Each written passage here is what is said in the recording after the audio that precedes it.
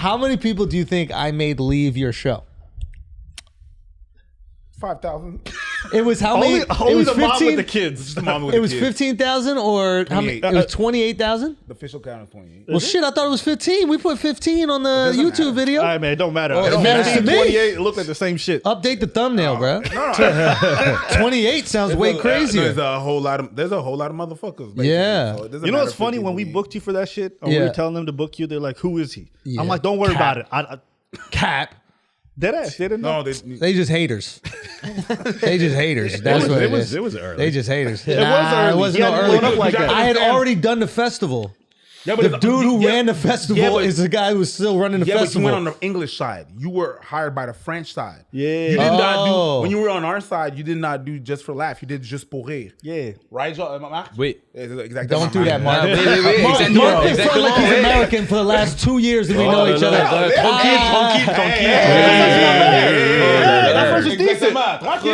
That accent was decent. Now he speaks Hey, French. yo, Motherfucker hasn't said one word Yo, in y'all French. better not in call him 2 years. Gagnon ever peux again. pas I get français. pissed every Tu time. parles pas français, tu peux pas comprendre, mon gars. Parle le français. D'accord? I hate this Hey, Canadian go. French. Québec, Jesus. don't leave me Est-ce que hanging. tu fais ici, toi? What did he say? It was really good. What did he He called you say? a pussy, He bro. called you gay, bro. Yeah, He t'es- called you gay in French. That's double. That's not what- Tais-toi, putain. that's Tais-toi. double gay, right Tais-toi, tais-toi, putain. hein. Tu vas manger un peu de poutine. Like soup coming out your mouth. Let's go. All right, if anybody's still listening, this is the Flavor 2 podcast. Your boy Schulz. Akaash is doing Rogan right now. So by the time this shit. comes out, you will be watching, listening to him on Rogan. That's right. But I called my boys and asked them to pull up. We have Ab and Preach in the motherfucking building. Boom. We're also here with Mark. How do you pronounce his name? Mark Gagnon. Oui, Mark Gagnon. Monsieur Gagnon. Mark Gagnon. We have AlexxMedia. We have fire. Miles Media. We have Dove Maman. Alors, We have Vala, and Chifati. Guys, we are here. French is kind of lit. I get it, dude. French is dope. Okay, so you guys are from Montreal. Obviously, that's why you speak French.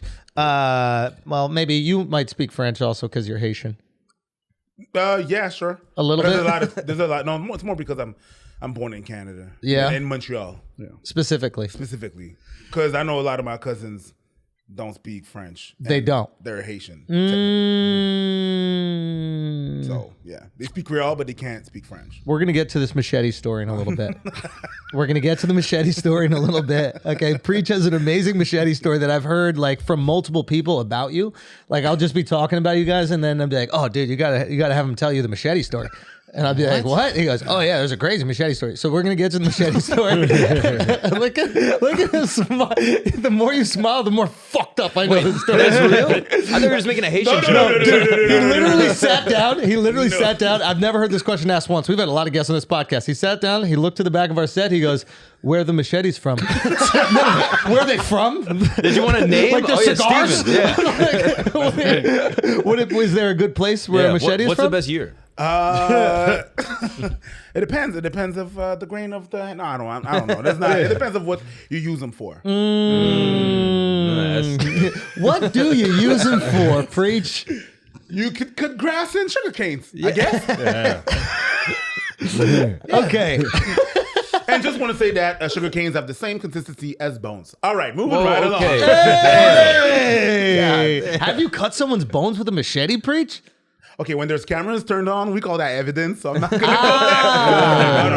I haven't. You sure? I haven't. 100%. Yet. This is Podcast's not over though. You're the scariest friendly guy I've ever met in my entire life. Even you smiling right now. I'm fucking terrified. Remove the machetes. Okay, let's start it up. Rogan, thoughts, boys. Oh shit. This is heavy. Now, I know it looks like we just got as many black people in this room as we possibly could in order to have this discussion, but tell the people you guys were booked here a month ago to come here. Facts. 100%. Facts. And also, when I walked to the studio, it was just white people. So Say again? I appreciate that we waited for Alex and Preach to show Yeah. You know what it is? It's Let's go. it's because white people are on time. Yeah. Okay? Maybe there's something over time, there. The timing of it is facts for February. They Yes. pulled up them old clips just in time for History Month. Yeah. Shout out to You them. know, but I know, you know, when some shit is calculated, when it feels calculated, it feels calculated. I don't know. Do you guys think that's what it is? To me, it's pretty obvious, but I'm curious. If you've never watched the podcast and you've never seen the clips where they've been pulled from, Yeah. you would 100% think he's one of the worst people. Yeah, 100%. Undoubtedly, right? Yeah. I've been watching the podcast for 13, 12 years now. So Yeah. I'd even see the original Planet of the Apes clip when it was out, right? Like that's old. That you're talking about. That's when he had like the 3-man setup. Yeah. It looks terrible, right? Decade ago, yeah. But that's when podcast wasn't taking off. Yeah. So do I think it's calculated? Undoubtedly, just by the way they cut it up. Some of the cuts were nefarious. Like even when he's talking about like, yo, the word has a lot of meaning. He would say the word instead of saying the N-word. Right. Are we gonna act? Are we gonna sit here and act like somebody just discussing a difficult topic is the same as going up to somebody saying, "Hey, you're it"? You know what I mean? Right. I think we all There's a agree. difference There's a between- huge difference. If I'm going to history Yeah. class and like the word, right, in a history context, well, I wouldn't look at him like he said the word. How dare this? Right. We all know there's a difference. Yeah. And anybody who's reasonable knows. So when they edit that and they cut it and they do a super cut like that, I can't help but look at you funny, Right. just by the way the video came out. Yeah. Right. Right. Yeah, that makes sense. Like, are you saying there's a difference between calling somebody that Yeah. and then saying the word in a There's discussion? a difference between saying, yo, you're a bitch, and me saying, man, listen, the way the word bitch has been used throughout history. There's a Right. difference between those two You're things. being offensive just because you said the word. Technically, that's what it is. But that's where we're Right. at now. And I believe that there was a switch. Like, let's can we just stop 2 seconds? Let's agree that there's been a switch in the past 2 years or 3. There's been a switch of how we handle things, right? With that word. That word was everywhere. Now we handle it and everything and stuff. Same thing that happened with that's the blackface in Canada, but that's another situation. But there's been a switch where people get really riled up. So that switch happened within 3 years. But you're gonna take a clip from before that switch. way Interesting. before we acted like that. So it's really Yeah. funny how I'm looking at the situation. It's like you're taking something from, let's say, 10 years ago, but you're judging it with the eyes of how we think now. Not taking into consideration that there's been a switch in the past 3 or 5 years. I say 5 years, even with the trans stuff and everything. So there's been a switch.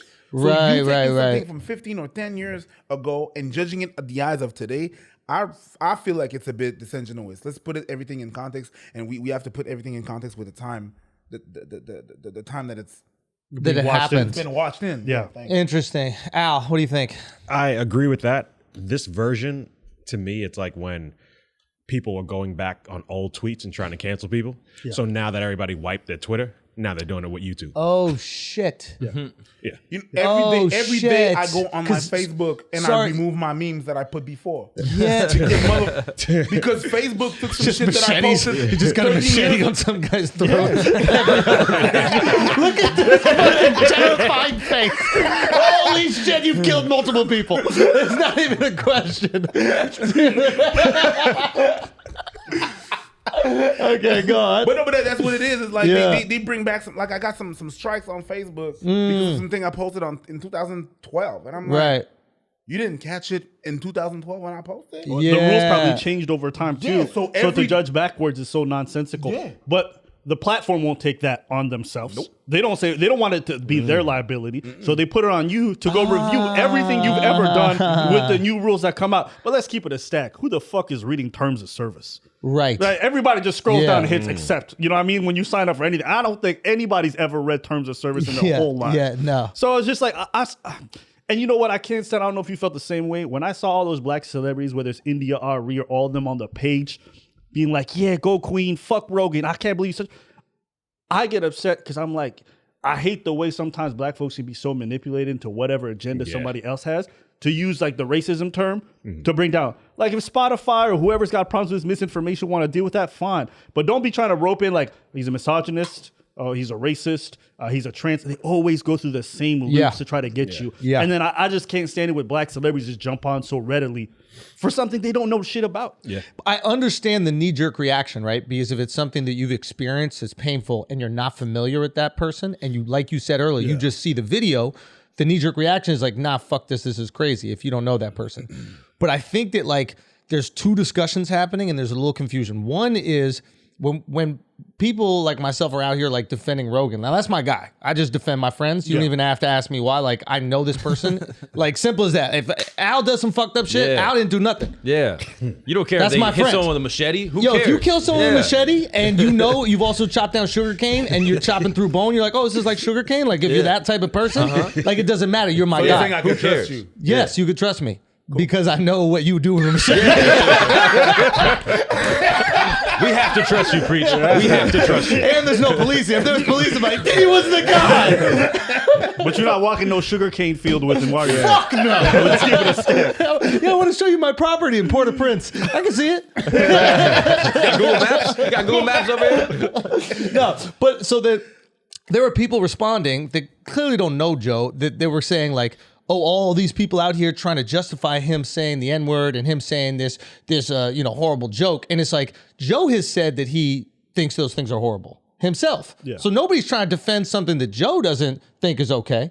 What we're trying to defend is the accusation of him being a racist. And we know this person as a friend. So we're like, nah, he's not. I know this person as a friend. And also, we're trying to talk about the convenience in timing of this racist accusation, because they try to hit him with the misinformation that didn't stick because he put it right back in their face, right? So all of a sudden this racism like immediately right off the bat comes out. This has been out for 10 years. Everybody, a lot of people who were tweeting about this video seen that video, bro. Yeah. A lot of them see it and didn't say shit, and they piled the fuck on right when it was convenient. So that's what I'm talking about. Like this is a hit piece, and I don't know who the fuck started it. And now that there's so much pile on, you can't really point in any one direction, but it does come from somebody. And I'm like, who benefits the most from this? I don't know. The next video is going to be the trans video. Yeah. It's going to be, and the final blow is going to be anti-Semitic. Yeah. That's the one. I'll give him a pass. You heard it here first. Yeah, that's the one you can't. Oof, hammer. You can't touch this. You know who's going through this right now is Jimmy Carr. Oh, yeah. You know comedian Jimmy Carr? Yeah. Did you see the joke that he's getting fucked up for? I heard about it. So basically he had this joke in his special where, and I'm going to probably butcher the joke, but he essentially goes, we've all heard about the absolute atrocities that happened during the Holocaust where 6 million Jews, were killed. But a lot of people don't talk about is the thousands of Roman gypsies that were also killed. And that's because people don't ever highlight the good things. I'll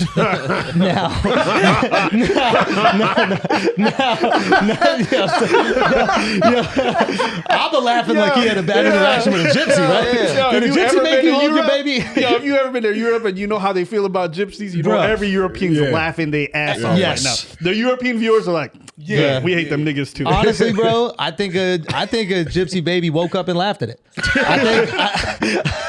A sleeping gypsy baby woke up, giggled, went back to bed. But here's a perfect, and like they're trying to get him out of here for that. Yeah. And I guess I don't know why. He has the benefit of having an audience. Yes. So he said it on a comedy special where there was a group of people that all laughed.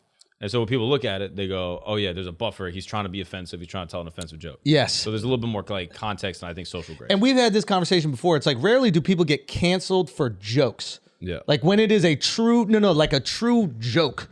You know, like your boy Mike Ward was making a joke, Bro. and but that's And the little kid is back on that shit again. really So now Supreme Court. Just told give the context real quick. Give context.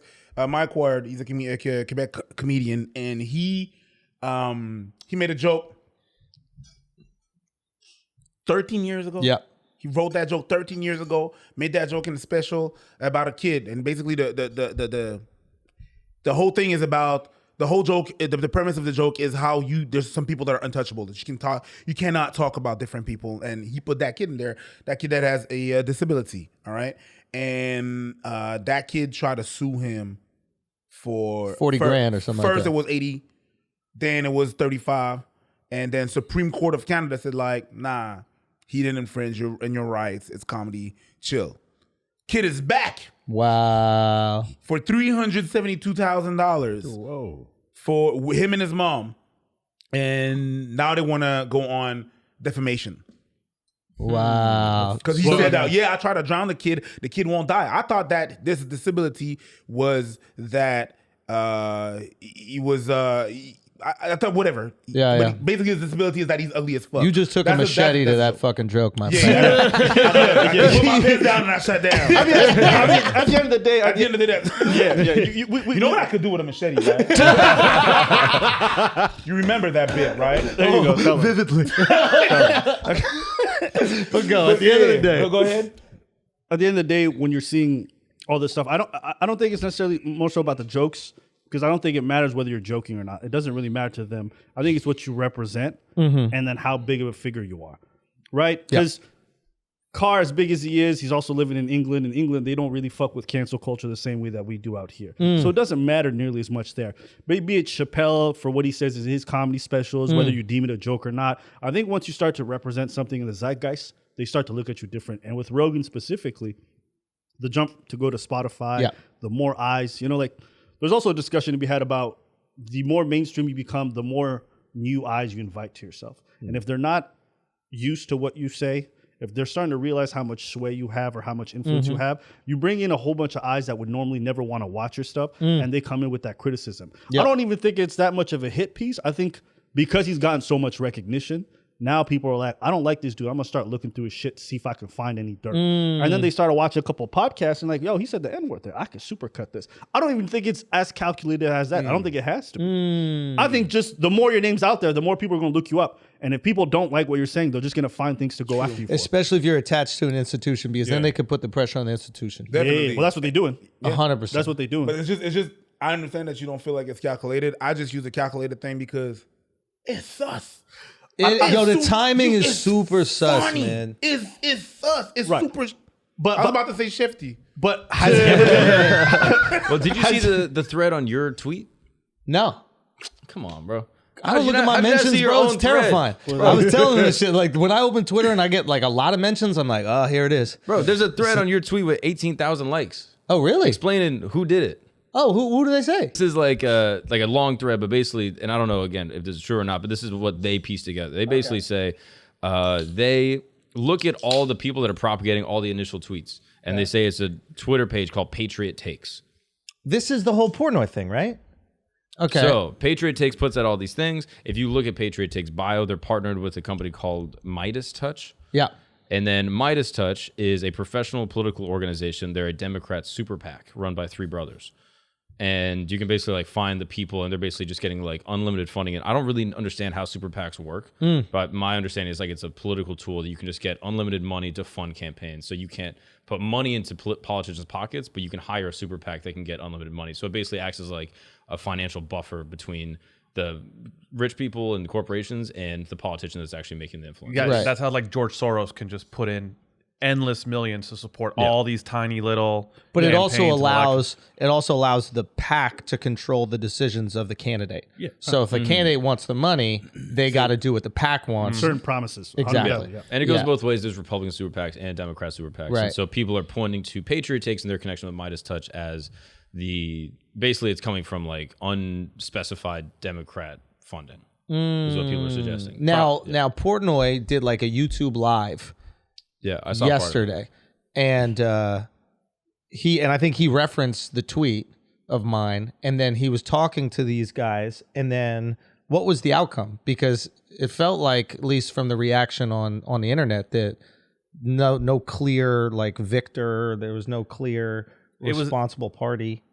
I mean, the one thing that you can watch and just assume is that Midas Touch isn't responsible for cutting together the compilation video of Rogan. Yeah. That was also the same one that was done for Portnoy and Business Insider. Like Yeah. you can, I mean, I don't know the proof, but you can kind of feel that almost Portnoy believed that. And then it led into his belief to say, tell me that you guys are part of this group that is trying to really bring people down. Because Portnoy thought there was way. connective tissue between the hit piece on him and the videos that went out on him and this piece on Rogan. Right. So he was trying to be like, yo, there's one party trying to take all of us down. Let's point the finger at these guys, see if it's them. Maybe. But it looked like the guys defended themselves well. Yeah. And he just didn't have enough proof. I mean, it was pretty impromptu. Like it was from a couple tweets early in the daytime to like a midnight New York time like live session, and he tried to pivot towards. But yeah, he did name check you that he kind of saw.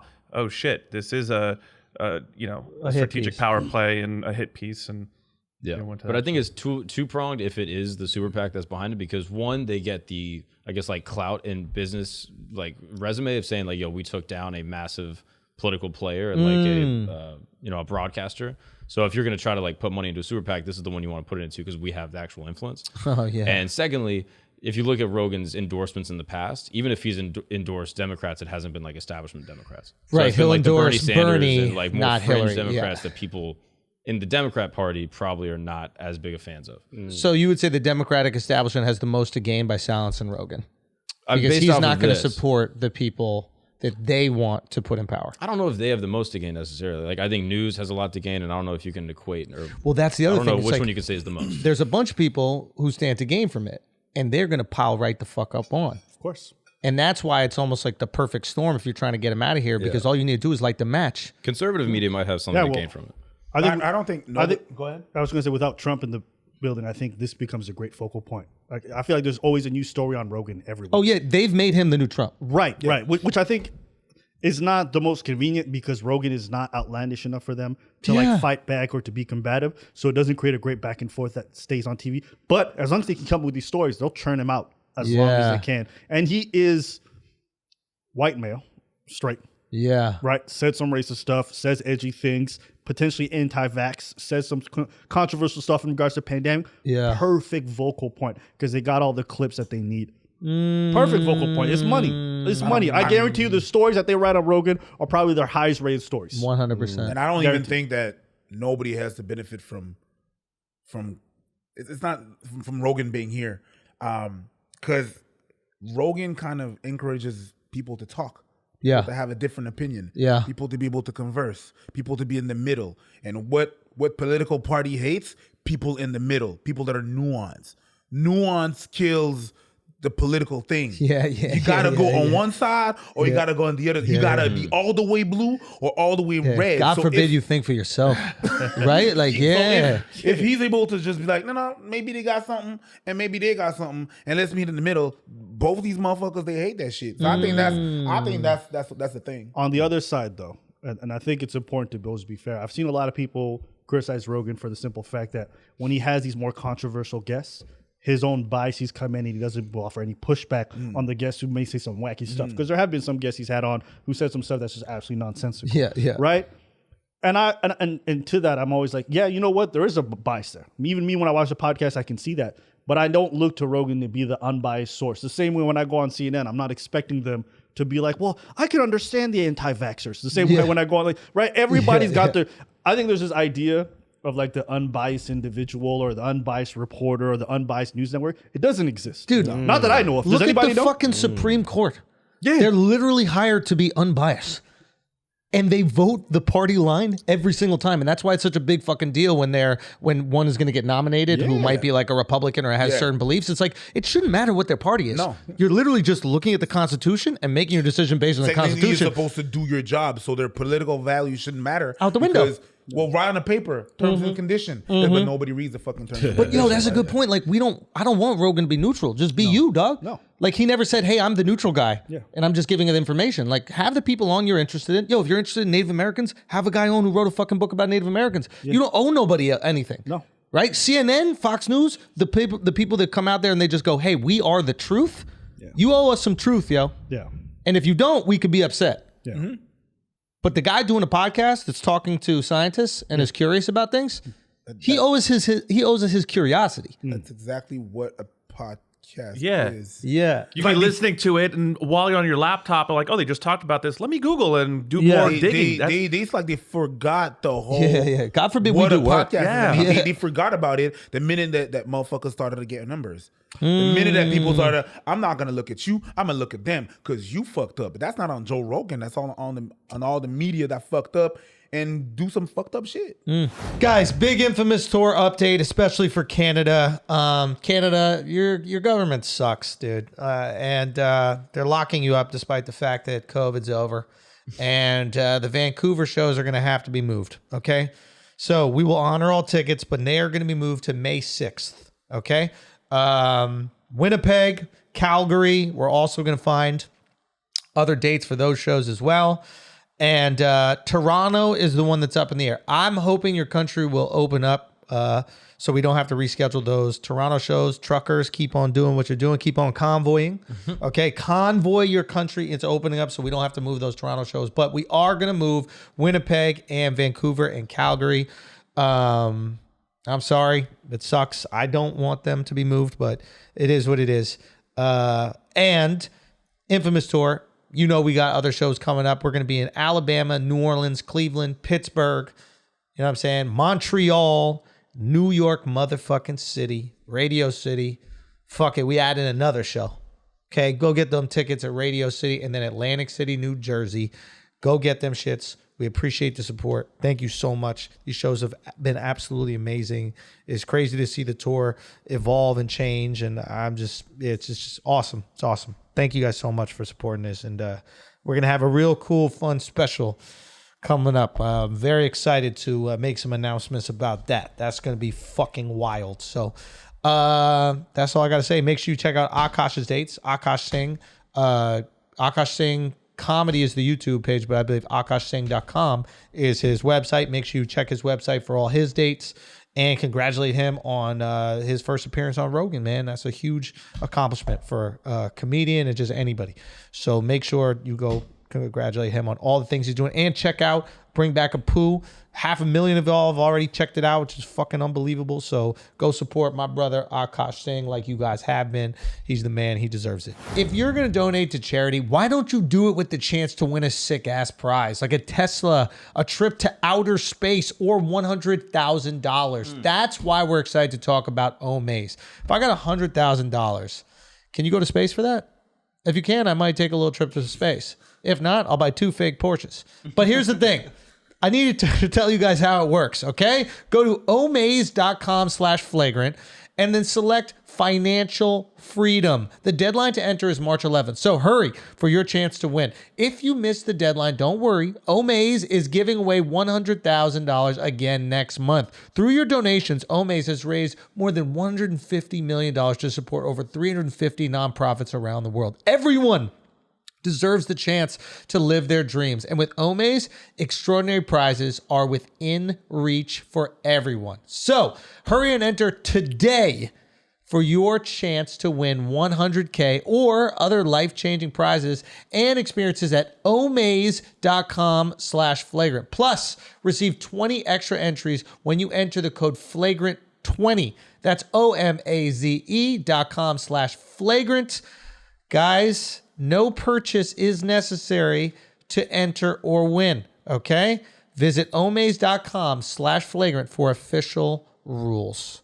Guys, let's get back to the show. Do you think there's a bit of programming? Like in the sense that whether it's this or whether it's the fact that people watch a 2-minute clip and they come to a knee-jerk reaction, is there not a bit of programming mentally where our minds are just not capable of...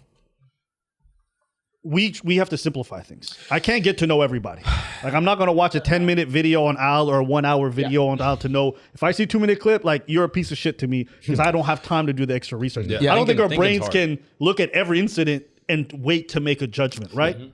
We had a discussion about this. Yeah. So, like, I'm reading this book right now, Roger Ailes. Like, the dude that basically, like, ran Fox from, like, behind the scenes. And he's, like... evil capitalist guy, but like also kind of a genius at the same time, like a tricky character. But basically he was the first guy that like made politics entertainment on TV and was like, yo, make the TV think for people. And he has a quote in the book where he's like, bro, thinking is hard. It is hard to think. Let the TV think for you. And people want to just digest information that's already worked out. I mean, that's my frustration right now with news is like, I don't trust any of it. So I find myself checking out of information. Yes. Right? Like I actually will go to like my friends for takes. I go to to my friend going, what is your take on this? Even if it's not based in fact or anything, I'm just like, well, what do you feel? Because your feeling is probably just as accurate as the bullshit I'm going to get on MSNBC or Fox News, right? So if people want to remove themselves from that thinking process and they find a place where they believe the truth is, they'll start to just convince themselves that that's the truth. Right.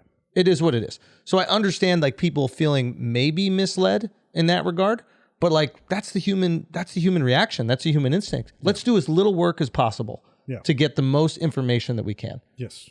Right? Mm-hmm. It's like that's why books exist, right? Mm-hmm. Oh, this guy's an expert on that? He figured it all out? Okay, I'm going to digest this book. Because I don't want to go to college for 3 years and then university for 5. Bro, and then have a doctorate. You want some real shit? I don't give a fuck about. I'm trying to figure out a story. I go on YouTube. I go, let me see if Abba and Preach already figured out this goddamn story. You know how many people watch your shit because they're like, I don't want to research this shit. Abba and Preach researched it. Yeah, they did the work. You guys did the work. You know what we did? Google. Yeah. Son, but that's Do we have a research? Hell no. You paid somebody else, nigga, to Google for me? Fuck out of here. But you read something. Yeah. You read 2 things. Yeah, I read what A couple CNN of wrote. things and Bro, then we put research. it together. We Dude, acted. when we were doing the rants, bro, the research was the hardest part. Writing the jokes is fun. Getting in a room, talking that shit, etc. But writing the fucking research paper, going in there, reading the fucking articles, talking to the experts. Yeah, but the news don't want to do that no more. They want shit. I want Ric Flair.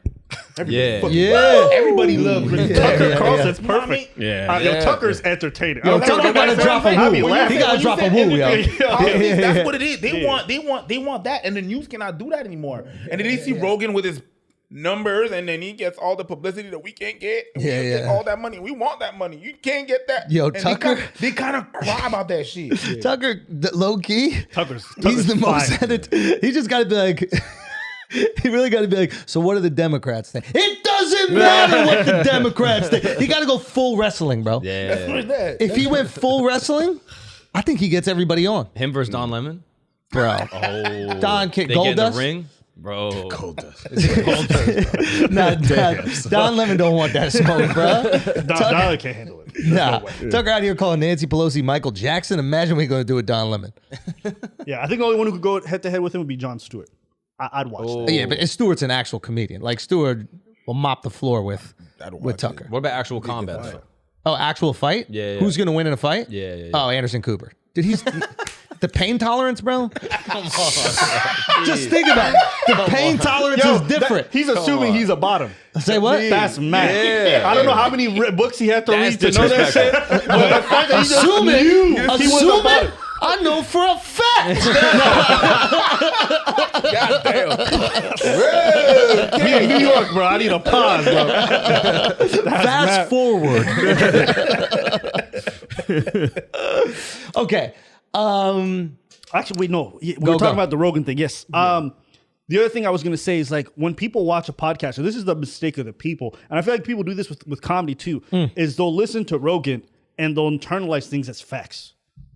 I'm just listening to somebody have a conversation, whether they're right or wrong. Like, I'm not assuming that. Yeah. The same way people go to Dave Chappelle's comedy special and they're like, that's facts. No, it's not. It's a joke.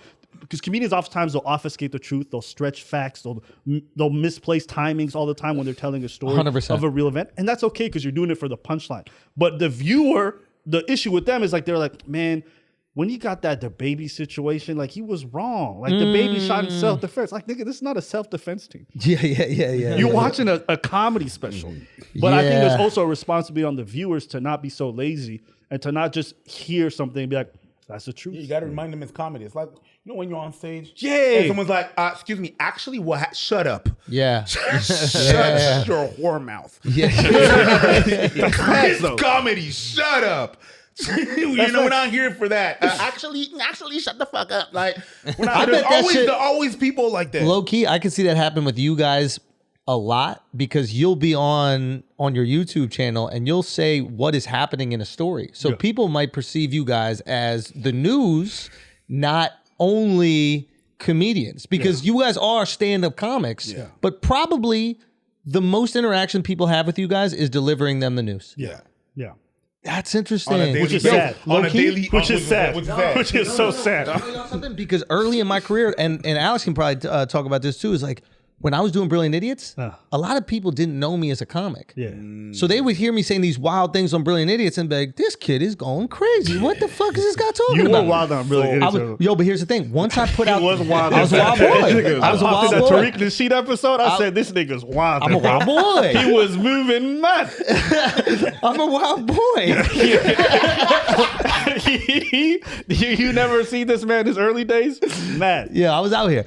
But I put out some stand-up, literally put out stand-up, and then all the people that watch the podcast saw the stand-up, and they're like, oh, here are the fleshed out versions of those crazy takes. Yeah. And he's just being a comic on a podcast. And it immediately changed the perception. Everybody that was like upset or frustrated or didn't understand me before, after that moment, immediately started going, oh, he's just doing that comedian thing. Right. And it was liberating, bro. Because I got to go be myself on the podcast instead of being like someone who is a social commentator. I'm a comedian, bro. Yeah, I feel you on that. And that's why it'd be interesting to see you guys put out more stand-up. Because people could look at you guys for the truth and look at you guys for the information, but then when you guys are busting balls or you have that kind of hot take that's a little spicy, they go, yeah, that's what they do. Yeah. These guys are comics. But I would want to have more comedy on my channel, but shit's a little dead right Shit's a little dead right now. What do you mean, Canada? Canada's dead. It's dead. There's a reason why we got that freedom convoy. So are y'all supporting the racist, homophobic, misogynistic freedom convoy? I want to what? support the people that want to kill me, for sure. I'm just waiting for a truck to come by so I can be like, hey, take me home, daddy. Yeah. I got That's his characterization, dude. If I get to do another comedy show, run me over, bro. I'm so sick of this shit. I got so mad. I sat by the road. Some bitch tried to give me cookies. I'm like, I thought the KKK was about to roll through. She had cookies. They were baking stuff. Blankets. Little gingerbread man. Bruv. Come on now. You want some poutine? They got that shit by the side of the road. It's crazy. Oh, it's happened in Montreal too. And in Quebec City. Yes. Got you. They've They've been converging Quebec from City's everywhere. the capital, right? It's happening in my hometown of Ottawa. The shitty place, but it's the capital. I didn't know of you're Canada. from Ottawa. I was born there, but I grew up elsewhere. Okay. Yeah, I have Got to say you. that. All right, so break it down for like us Americans and like there's other foreigners that are watching this podcast because we're just getting the American version of it, right? And obviously that's very skewed, right? Because the left is going to be like, oh yeah, these racist people have organized this protest, they're terrorizing the city, they're occupying it, and then the right is basically going, no, these are peaceful people and the community's coming together, and look, they cleaned down the statue of the one-leg guy that used to run in Canada, right? Like whatever the guy's name is, I don't know. Terry Fox. Yeah, Terry Fox, Pirate right? Fox. What is it? Pirate Fox. Pirate Fox. Terry Fox. This guy's wild. Yo. Okay. So what is it? What's going on? And like, where do Canadians stand on it? When it started out as just to enter back in Canada, truckers would have to do 14 days of quarantining if they don't get vaccinated. After they've left Like the U.S. They went to the U.S. and they want to come back in Canada. Right. They would say, "Yo, you're gonna have to do 14 days of quarantine Unless you get vaccinated.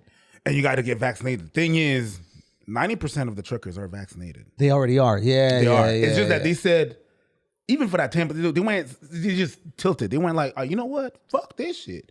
Nah, this, who gives a fuck? It's not even so much that all the truckers are not vaccinated. They are.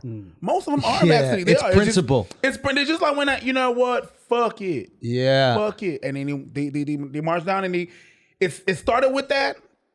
And then they just added a whole bunch of things. Okay, now we have the mandates. So remove all the mandates. We know it doesn't work like that. It doesn't work. Remove all those mandates and stuff like that. So now it's bigger. It's bigger than anti-vax people. And you feel like Canada is supporting this? You feel like most Canadians are rocking with them and interesting. I don't think that most. I think people see the support online and assume that, but actually most Canadians. So Canada's very different from the States. Most Canadians support the mandates, the vaccine mandates, all that stuff. Lockdown? By polls, by all the numbers, even though the support has dwindled over time, it's still a majority. So they're supporting the lockdowns and all the measures. I know because I live in Quebec. And even though a lot of the young people in Montreal are not down with it, the rest of the province doesn't give a fuck. Really? They're fine with a lot of this stuff. If you're not, basically, if you're not. If even you're the not- restaurants, even No, the nightlife, obviously the business owners are really hurt by it, so they can't stand it. Yeah. But if you're talking about the people who matter, who are the voters to the politicians, right? Then the voters, they're with it. And the voters, the voters are boomers. Yeah. Yo, So- that's interesting. The voters don't care about the restaurateur. They don't give a fuck. They don't. Yeah. I don't care about. They don't care about clubs, comedy clubs. They don't care about restaurants. They don't care None about of the none service that shit. industry at Because they all. don't do that. I actually saw, this was while I was in an Uber, and there's a guy I had the radio on, And he was talking to this old guy who lives out in the boonies. And he was like, how do you feel about the fact that a lot of young people, they're depressed. Some of them are feeling suicidal. They feel like their social lives, that they can't see their friends from high school or they can't hang out with anybody. Like, they're really being hurt by all the restrictions. Don't you have any sympathy for them? He's like, oh, fuck them. Fuck the clubs. Fuck everybody. Tell them to stay home. It's none of my business. There's zero consideration for the younger generation. Wow. And so that sentiment is very pervasive. They don't care. And everyone's kind of out there for their own self-interest in that regards. We're getting none of that here. No. The only version of that, and maybe you guys are seeing different shit than me, but the only version of that I get is from Trudeau and from the politicians. Yeah. Where Trudeau is hiding right now. Yo, that was Nowhere some to pussy shit, right? But that's him. Why y'all vote for this guy, man? Who's we? Bring back The Harper. Canadians. Oh, hey! Don't put everybody in the same pot. You know what it is? It's not that Enough of y'all. he didn't win. didn't the win. field lost. That's pussy even right there. That's what How you got a loser in as president? Like, they're good with the status quo. Yeah.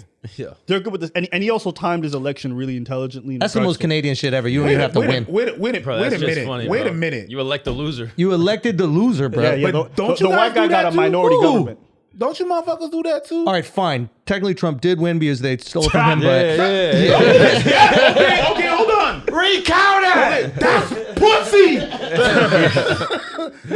well, listen, we tried to make a change. Some of us went down there. Yeah. You know what I mean? We had our own little freedom convoy. All right? It wasn't as They couldn't successful as afford you the trucks. guys. They just ran up on foot. Let us in, please.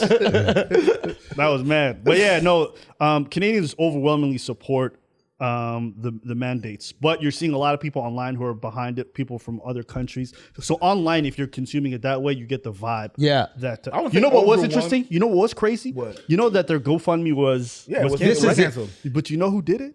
They actually admitted it. Who? It was the mayor of Ottawa, like him and the government were It was the talking government, to GoFundMe, and they said, we want this shut down, and GoFundMe accepted. He came on an interview and said Yeah. it. What? Yeah, so the government got with a private institution who's going, and now GoFundMe's not even returning the money. They're going to give it to other random charities. No, that's not true. You can get your money back. You can? They don't want to give the money back. Okay. Because they get 3%. Yeah. Right. Right? So they don't want to give back that 3%, obviously. But if you ask for your money, you Okay. can't get it back. If you don't ask for it, They're going to just distribute naturally, money. that's what bad, they do. though. That's But- crazy to me. But here's the thing, that's what they do in these situations. I was looking that up. Okay. Like, if you give money to a charity, then they can't give it to someone. They don't automatically give it back to you because they want that little that little some piece. sum. Yeah. But, But the it fact is that the fucked up government- that the government Yeah, can step in the fact that the Yeah. government and stepped in manipulate a there. private But the thing is, business. I wouldn't say myself. The last time I checked, it was like 45% agree with the convoy. So it's not overwhelming, but it's still the majority still agrees against it. You know what I mean? So, but I don't know. It's we'll see. We'll see what's going on. Yeah. With the whole cancellation of the GoFundMe, with them moving to another city. Like they were really in Ottawa, now they're really in Quebec City. Now, is it true that they're calling it an occupation now, and that's why the GoFundMe was going to take it? Because a GoFundMe can support It was smearing. a protest. It's all smear, right? It's all smear. It's all So smear. how do you guys feel? Is like Canada's supposed to be this like progressive, loving, like everybody gets along country, and it has a lot of amazing things. Like I think one thing I admire about Canada is it seems to, and again, this is from the outside, it seems like Canada does a good job of getting most people on board with the Canadian sentiment, right? It seems like there is a love of being Canadian, and then that can cross cultural barriers too. Like there is this idea of like, hey, we got to look out for one another, and that's the right thing to do, and we can be proud of that. It's just that our PR is better than yours. That's it. Now, That's it. Let's not act like you don't think that your political opposition isn't as extreme? Like even your right wing doesn't Yet. even touch our left. Yet. I could get there. I do think that there's far more trust in our institutions than you guys have in yours. Okay, that's because our institutions don't have the same rep that yours is do. Right? They haven't broken your trust just yet. No, and if you think about quality of life, I'm pretty sure if you looked at the happiness index, we're going to rank higher than you guys. Okay. Why? Because a lot of our basic needs are taken care of for the most part. We have good social safety nets. Yep. We got health care for Yep. people. You know what I mean? We don't have the same issues in terms of like, if you're poor, there's a lot more opportunity for you in Canada than Yep. would be here in the States, right? So I think in terms of the general sentiment towards the government, we're far ahead of you guys in that Right, regards. right. And so when the government says, we're going to do a lockdown, well, they've earned a lot more trust from us So than like you it guys must be right. where we've had the government fuck us over for like, I don't trust these motherfuckers. Who's really behind this? Exactly. Does Big Pharma want to lock it down? Like, who's really profiting off of this? So you guys believe, but now you have these instances where you see the government using their power to kind of silence individual citizens. Do you start to lose a little bit of faith for your government? It's called a brittle a bit, but it's not the same. It's going to take a lot more. And that's why I said yet. We're not there yet, but I mean, if they keep on going like that, it's going to happen. It's just that their PR is better than yours. Yeah. America's been known to say fuck you a lot more than fuck that shit. Fuck you. Nah, fuck them. That's you guys. But that's culturally, that's who we are. Like, and the people I who understand that. But the people who come here, they're the fuck you people. Yeah. Like everybody who comes to America, one person in their family looked at the country they were from, and all their family members were like, I don't need y'all. I don't know if you can attest to this. I feel like immigrants, even in Canada, or like people from minority backgrounds, already have, before this pandemic, not fuck with the government. Yeah. Oh, because they're coming from places where the government's corrupt. Yeah, and So also there's like the government in Canada doesn't have the greatest reputation with the indigenous people, for example. What? No.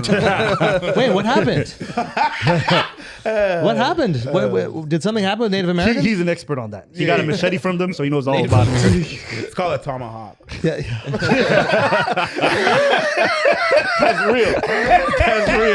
That's real. But yeah, they let's not act like they didn't find the bodies of 6,000 kids. Whoa. In residential It's homes. dark. It's dark. Don't. It's super Let's dark. not act. Let's Jimmy not act Carr, like, insert joke. Let's not act like we all breezy with the natives. Let's not act like natives don't have clean drinking water in their reservation. Let's come on now. Canadian, we're all good.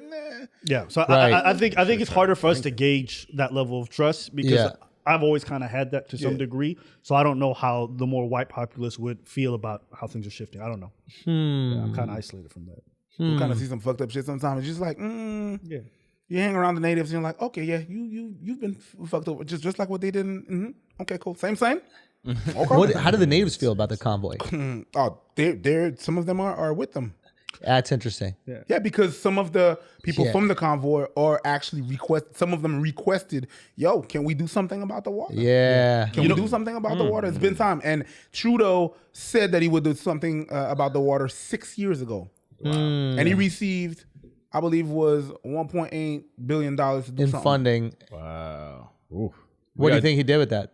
Bought paint? Oh, black paint, maybe? We got to do a GoFundMe for that. That's what we need to do. Redirect the money for the How do water. you feel about that? How do you feel about like the Trudeau blackface stuff? Y'all don't care about I keep it? the same energy. You did some 25 20 years ago. ago. It's like 20 years Yeah. ago. I'm not gonna I use just that. don't get on Technically, it top was of that. brownface, right? Isn't that allowed? Yeah. Yeah, I feel like that's different. No, it is different. I feel like it is different. You think it was- Isn't it? No, If because I do yellow face, isn't that different? No, I don't think it's different. I think it's different because there's no cultural like example Yeah. of like with blackface. There's examples of black people not being allowed to succeed in certain institutions, and it's a mockery of black people in film, right?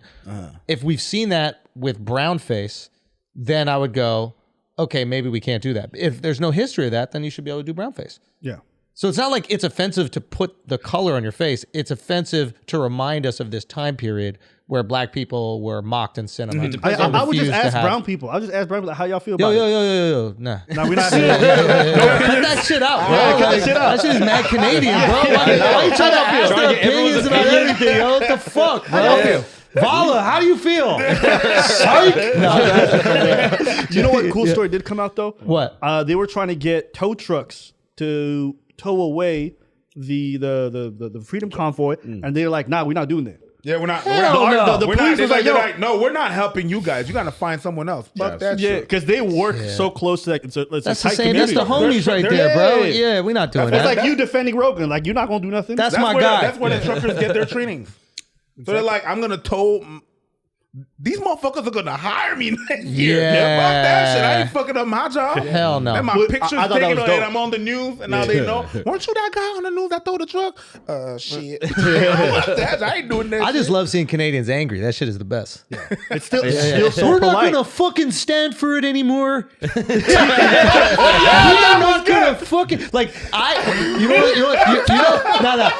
what came straight out Real of talk. Saskatchewan. That Real was talk. When black people do like the white guy voice in comedy, That's how I feel doing Canadians' voice. Okay. Like when I hear Canadians, I think that's what black people hear when they hear white people Yeah, you talk. feel employable. Yeah, what? Are you saying I'm not employable? That's manager status right there. I got upset for a second. He went Karen over Full Karen. You made the shot pulling Karen. up. Hey, son. I understand Karen energy, by the way. I figured out Karen energy. And white people, we have this in us. It's just when you're not used to being inconvenienced, it feels like an attack. And poor white people don't have Karen energy because they're used to being inconvenienced. It's rich white people that like, usually the people that are around them are like, I don't know, they're like the people in the building are there to serve them, right? The people at their fucking resort are there. Everybody's there to serve them. So when somebody like interrupts or does something that they don't like, they're like, why would you be doing this to me? Black people are used to getting pulled over for no fucking reason, right? Followed around a store for no fucking reason. So when you're inconvenienced, the knee jerk isn't go to Karen. So I literally think it's just simply a misunderstanding of inconvenience. It's like white people, sometimes you're going to get inconvenience. How did you It is discover what it this? is. Say again? How did you discover this, Andrew? I put this together because I live in a building with rich people. And the way... Don't say you live in a building with rich people, bro. You live in the building also. Yeah. The fuck Well, you now making? I'm You rich. try to exclude but here's the thing. Like when you grow up in New York City, like you get inconvenienced. Yeah. You get robbed. Right. It's like motherfuckers saying, I'm stuck in traffic. Bitch, you're traffic. You're traffic. You're traffic too. How could this traffic do this to me? How could these people want to get home to their families? These selfish pieces of shit. This trucker convoy I have gotta to go go. to the casino. No, Loki, like, so like I'm used to, I've been inconvenienced, like I've been robbed, like I've been like, fucked up shit has happened to me. And cause they didn't give a fuck if I was white or not. It was like, yo, you could be a mark, get it, right? If you never experienced that with a lot of these people too, like these people in my building, anything goes wrong with the building, they lose their fucking shit. Yeah. They're screaming on people, yelling. And don't get me wrong, we pay a lot to live there, etc. But there's part of me that goes like, yo, that's just a building. Like sometimes the elevator don't work. Like the elevator didn't work to you. They want the elevator to work, right? So I'm not angry, but the vitriol that's coming out of these people in their fucking emails, and I'm like, I'm trying to like wrap my head around what the fuck is this shit? Yeah, but I don't want to take the stairs. And now I'm going to take the stairs. I'm going to miss the beginning of 6 in the City. It's streaming, bitch. You know what I mean? Like, you get to it. Anyway, that's I think the Karen energy. It makes sense. Okay, It makes sense. okay. Listen, I want us to talk about something that's very important, which is the Canadian sensitivity. Yes. Because while we have Canadians right here, now it has been brought to my attention that your king, Drake, has unfollowed A$AP Rocky after the pregnancy announcement. Is that simping or pimping? I'm sorry.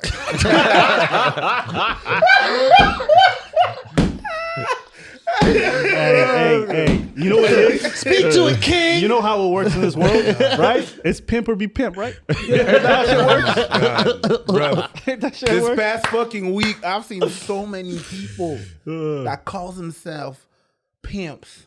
And they're like, fuck simping. And then Rhianna came out with that that picture. And then why you gonna post yourself crying? Over a girl you don't know. Yeah, but you don't understand this real. I don't give a shit. Were people crying over it? No, I mean, they make skits and shit like that. But why would he do that? Or repost the picture? Yeah. It's like... Yeah. All right, guys, we're going to take a break for a second because let me tell you something. This Valentine's, you're going to be hitting it from all angles. And one angle that you need to make sure that you deliver on is when you're on your feet, but you're clapping from the back, or on your feet and you're hitting it.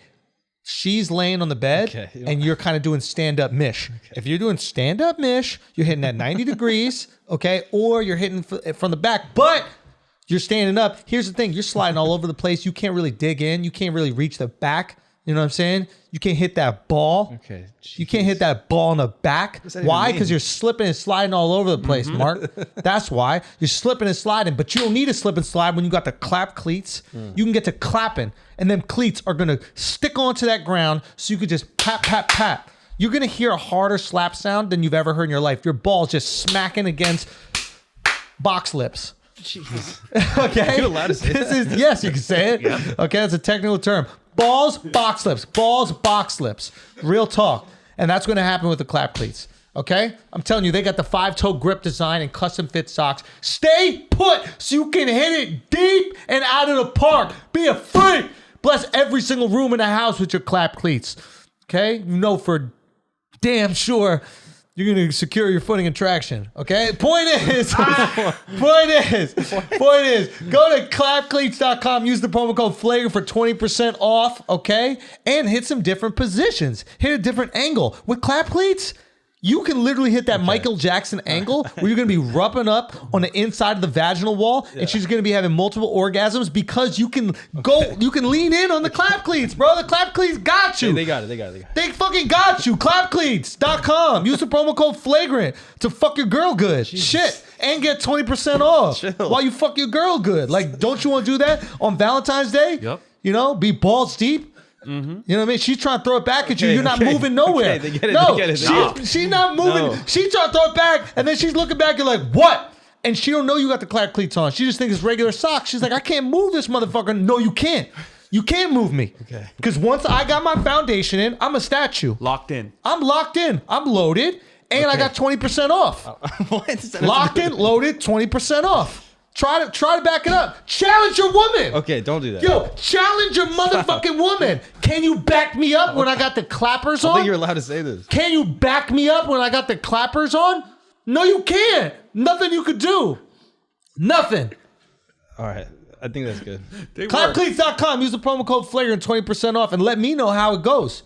Let me see I want to see the confusion on your girl's face. No. I want to see the confusion on the girl's face. Well, it's going crazy. She's like, is that ball sack slapping against my box lips? Ball sack, box lips. Ball sack, box lips. Ball sack, box lips. Okay? Real talk. I want to know the confusion that she's feeling. Okay. Let me know. Let's get back to the show. What? Well, would you unfollow? I wouldn't care. You wouldn't care. No, I wouldn't care like that. Would you care? First off, Oh, shit. Canada don't. First don't, off, fuck your bitch and the click you claim. claim. Let's go, bro. He's not Canadian, bro. This motherfucker's from the West Coast for sure. Dude, I was from Compton, bro. I'm from Iowa. Fuck your wife. We bust some bad boys, niggas. Sorry, yo. Come on, bro. You got it fucked up. I was out here, man. all the white girls that was singing along just now that watched it on Euphoria the other day. Oh my God, Zendaya was great on that track. Okay, go. Hit it. Canada don't claim Drake like that. Yeah, drop the ether.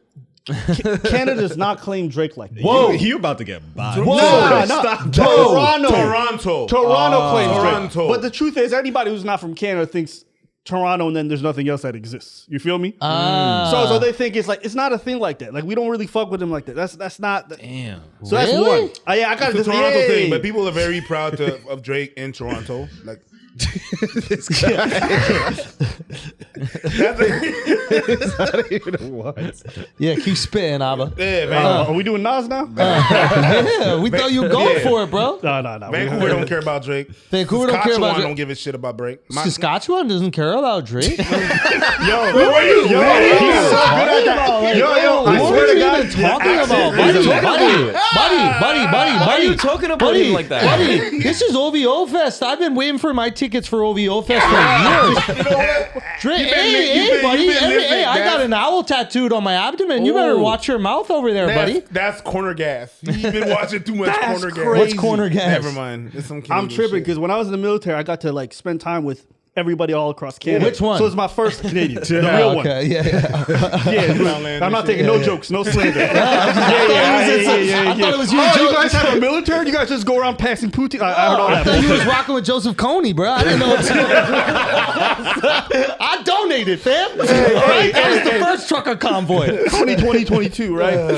So, Yo, Cody's coming back. But you donated for them to keep fighting, though. they still haven't caught him. All that money donated. But anyways, that's a separate topic. I coughed up some bread, bro. Did you? Hell yeah. How much? I got my little care package. Dead ass. I You know what donated. happened to that organizer? I didn't donate to Joseph Kony. I donated to stopping Joseph Kony, bro. Yeah, I hope. Yeah. Do you know what happened to the organizer of Coney? Yeah, that motherfucker was beating off in public. They made him go crazy. They MK Ultra'd him, bro. Damn. Don't tell the government what to do. Don't tell America who to bomb.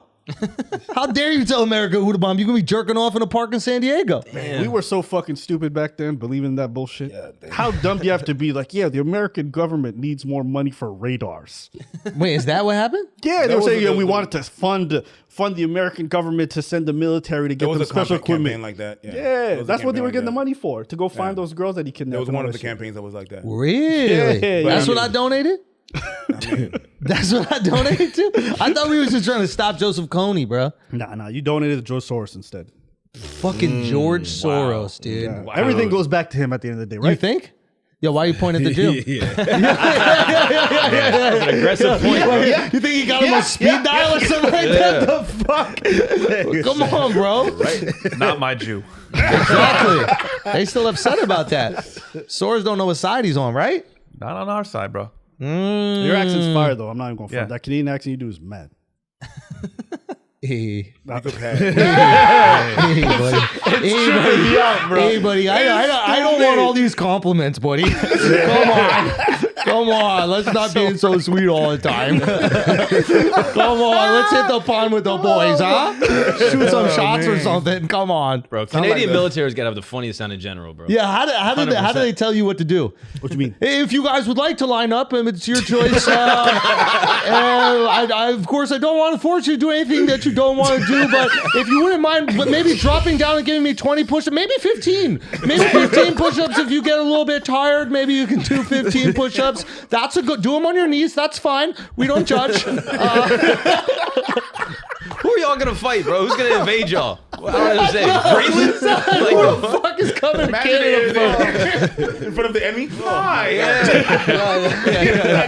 Hi, how you doing? Just training to fight truckers. That's the whole shit. Nah, but their Air Force was fucking up Nazis before, the boys. Oh, really? Yeah. That's what's up, Canada. I mean, jokes aside, yeah, no, we bought it. You about it? You bought it. But so what happened? Like, what did you guys? What did you guys study? Those guys served, bro. Have some respect. I want to know what they're No, doing. don't do that. Don't do that. No, I'm he not even served. going front you. I cringe so much. We're like, hey, man, you're a veteran. I find that so cringe. Bro, thank you If for their didn't- service, Nah, bro. man.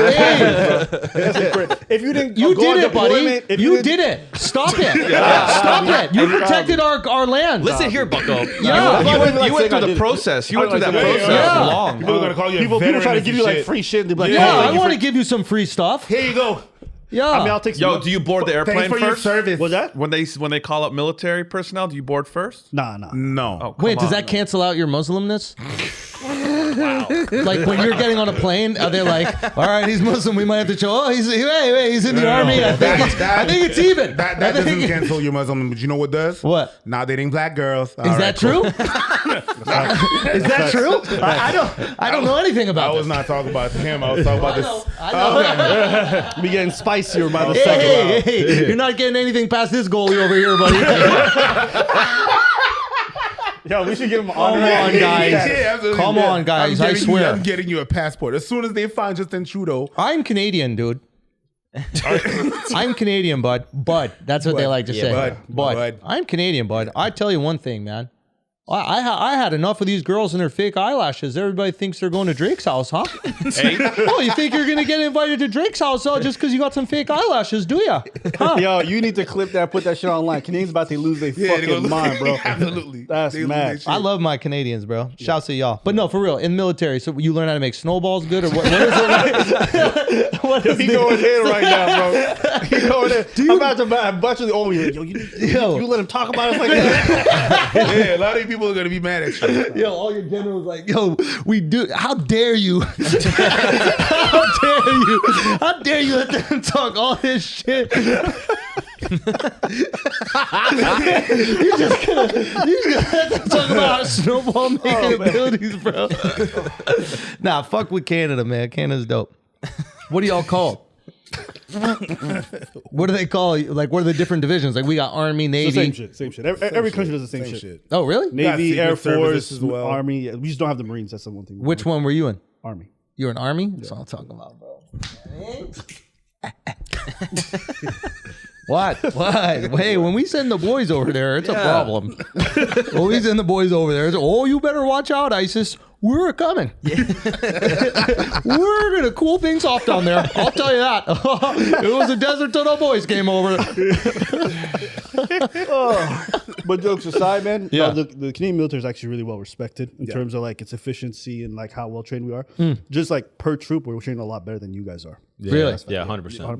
We do beat you whenever they have exercises. Yeah, we together. fuck y'all up. Oh, where? Yeah, because you're not used to the cold. You know this shit right here. Yeah. What exercise y'all beat us in? Everything. Yeah, Yeah? everything. Yeah, we got everything. How We much got oil you everything. got from other countries? Huh? You know what I'm saying? How much you guys pay for a liter? I mean, I don't know about oil, but poppy seeds. Oh, you got it. hell, I bro. got it. I got it like that. You thought it was snow? No, nigga. We not throwing snowballs. You ever seen a poppy ball, nigga? Let's go. Nah. I love knowing the fucked up shit about other countries, especially the ones that have like great reputations. Yes. Like Canada has like a stellar reputation. So when I find out like a little dirt, I'm like, ooh. You know what we need to give a shout out to? Who? England. For making y'all? Technically, they made y'all too. No, They're the no. one who dropped off the whores and be like, yo, procreate. Yeah. No, And then America came about. No. Yeah. We made us. We fought back. You fought We back? made us. You No, guys are you're still pretty part of much- it. Nah, you're just a kid Aren't that y'all still part of emancipated. it? Yeah. Calm down. Yeah. Son, You a don't you kid that have the queen on emancipated. your money? You got to 18 and moved out. Do you have the queen on your money? True. We do. Y'all still live with your mom. But who wants to see a bunch of old white dudes? I'd rather see some white women. You want? Am I lying? Am I lying? Am I lying? Wouldn't you rather see white women? Yo, talk that Al, shit. how do you feel about it? Talk that shit, bro. Especially if you tip it at the fucking strip club. Yeah. I'd rather tip with some hoes. Yeah, you guys got some Yeah. fucking ones. Some bitch looking at you judging. You're You know what I'm one. saying? Some old Your- lady your looking at pockets how look- dare you? Your pockets look stupid with When all we that go- money. It's stupid. When we Wait, go what to do you strip mean? clubs and we throwing bills like they know it's real money. Y'all don't throw bills at strip Yeah, clubs. we Stop do. fronting, We're not bro. throwing no coins. You can throw a $10 bill. I threw coins at these bitches when I was in Edmonton. I did. I swear to God. I was throwing loonies and toonies, buddy. I was chucking them toonies at these girls. I was. And what they did is they rolled up a flyer and they rolled it up into a coin and you try to throw it into that. Coin. Does that lead into their pussy? Yep. That's dope. Ding. Yeah. It's on That's another level. dope. Ding. That's Yeah. dope. You can't do that in America. No, with coins. What, you have to gonna ball throw it up. quarters? No, I've thrown quarters at girls here. Like a roll of quarters? Yeah. God damn. The homeless don't count. Some bitch bathing in a fountain. No, but for real, they was throwing coins at these girls, bro. Oh, okay. Yeah. That's fucked up, dude. We make it hell. Hey. No. I don't know. On some real shit though, if you guys hear somebody's in the military, unless they've been deployed or they got some kind of combat role, fuck them. Really? Yeah, Yeah, like, I'm gonna keep it a stack. I know we say like thank you for your service. A lot of motherfuckers just stay behind a computer and type. Okay, like a lot of them just got Yeah, let them fucking know. yeah. Well, you and got- like service members will tell you the same. Like there's levels, Yeah. Yeah, you're not. right? And so that's why I cringe whenever people are like thank you for. I didn't do shit. I did my initial contract and then I bailed. What'd you do? I did my so the way it works is you do your first contract. That's either 3, 4, 5 years, right? Yeah. So for me, I was just an intelligence operator, so I was working behind a keyboard. Yeah. You feel me? So I wasn't going overseas. Yeah, everybody learns how to fire their guns and do all that stuff. But Yeah. not everybody gets a dangerous job. So that's a pet peeve of mine. When everyone just hears like, They "Oh, I call was a the, motherfucker a veteran, but he's been. But you Yeah, were but privileged. at You were least- protecting the Rangers. At least you contribute. Like I have. That's one regret that I have is I didn't serve. really." Yeah, I wish I did at least like I think what is it basic, and I think you do 2 years. I think is in the Depending Army. on what contract or what job you take. But I wish I did that. I wish I dedicated some time. What role would you be? Probably captain, general, 4-star general. I would have done 4-star general probably. You would have been listed as a general. Yeah. I would just probably do 4-star general. That's what I would go out for. I'd be like, yeah, it's time. But didn't you manage restaurants? Yeah, I manage restaurants. But how did that go? Well, both of them are out of business. Okay. But restaurants are different than people. Because I would try to make those Mexicans drop and give me 20, but them motherfuckers wouldn't do it. They just gave me They pesos, wouldn't. bro. I'd be like, the food is late, drop and give me 20. You know what I They were in mean? New York. They weren't Mexicans. They were Dominican. No, this was in Barbara. Santa Barbara, California. You used to live out there? Yeah, I went to college out there. That's man. Yeah, but it is one of my regrets, man. I wish I was I wish I like contributed to it. Like I wish, you put, regardless if you believe it or not, you signed up to potentially put your life on the line. Maybe you weren't in the situation to do it, But that is what happens. Now, you don't maybe believe that, but the reality is if you're in the Army and it's go time, you're going to be the one that's on the lines. So at least that's what I think. I was like, I wanted to contribute in that way, and I never did. My dad was in the Army. You know what I mean? Like, I wish I did that. And now I'm probably too old, but I wish I did that. I know. Oh, you're not too old. You can still join. But Now I'm too old. I think you're on a different now? wave now. Nah, they don't accept it. What am I saying? Accepting? No, but you know what you should offer? Yeah, you We're ain't going to that. do some USO shows. We're going to do some bases. You're going to do some comedy. You're going to Oh, get they'll back. appreciate that. They'll The appreciate amount of it. love you get for doing those shows, like Yeah. the setup is never great, but the crowd is excited. Yeah. You know what I mean? They can't wait They're because excited. they just haven't seen nobody or they watch you on YouTube, Yeah. right? So like, oh, this guy's coming out the way for us. So they're high energy. So Yeah. That'd be I always, that's something I actually got to do. You I never- got to do mess halls. You never You never did. did? I We're never gonna did do a it. USO. That's Did- Which Yeah, military that's you want to right. It's perform dope. for? Which military? Yeah. Joseph Kony. I want to do the. You know what that I'll place- make it a kid you know show. what that It'll be like Guys, the it'll Nazi be kid show. It'll friendly. be like Montreal It'll be all over PG. again. Like it'll be fine. We'll do it. I'll bring puppets or something No, like that. I want to do it. Yeah, you know who can't use the puppets?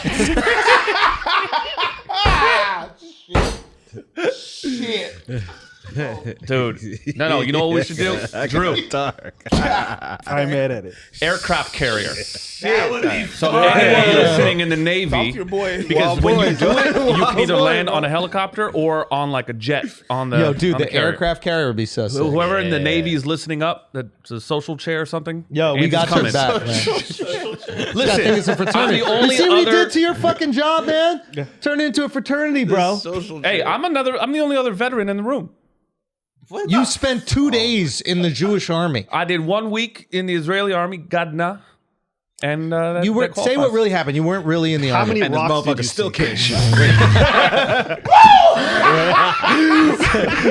What is it? How many rocks did you see?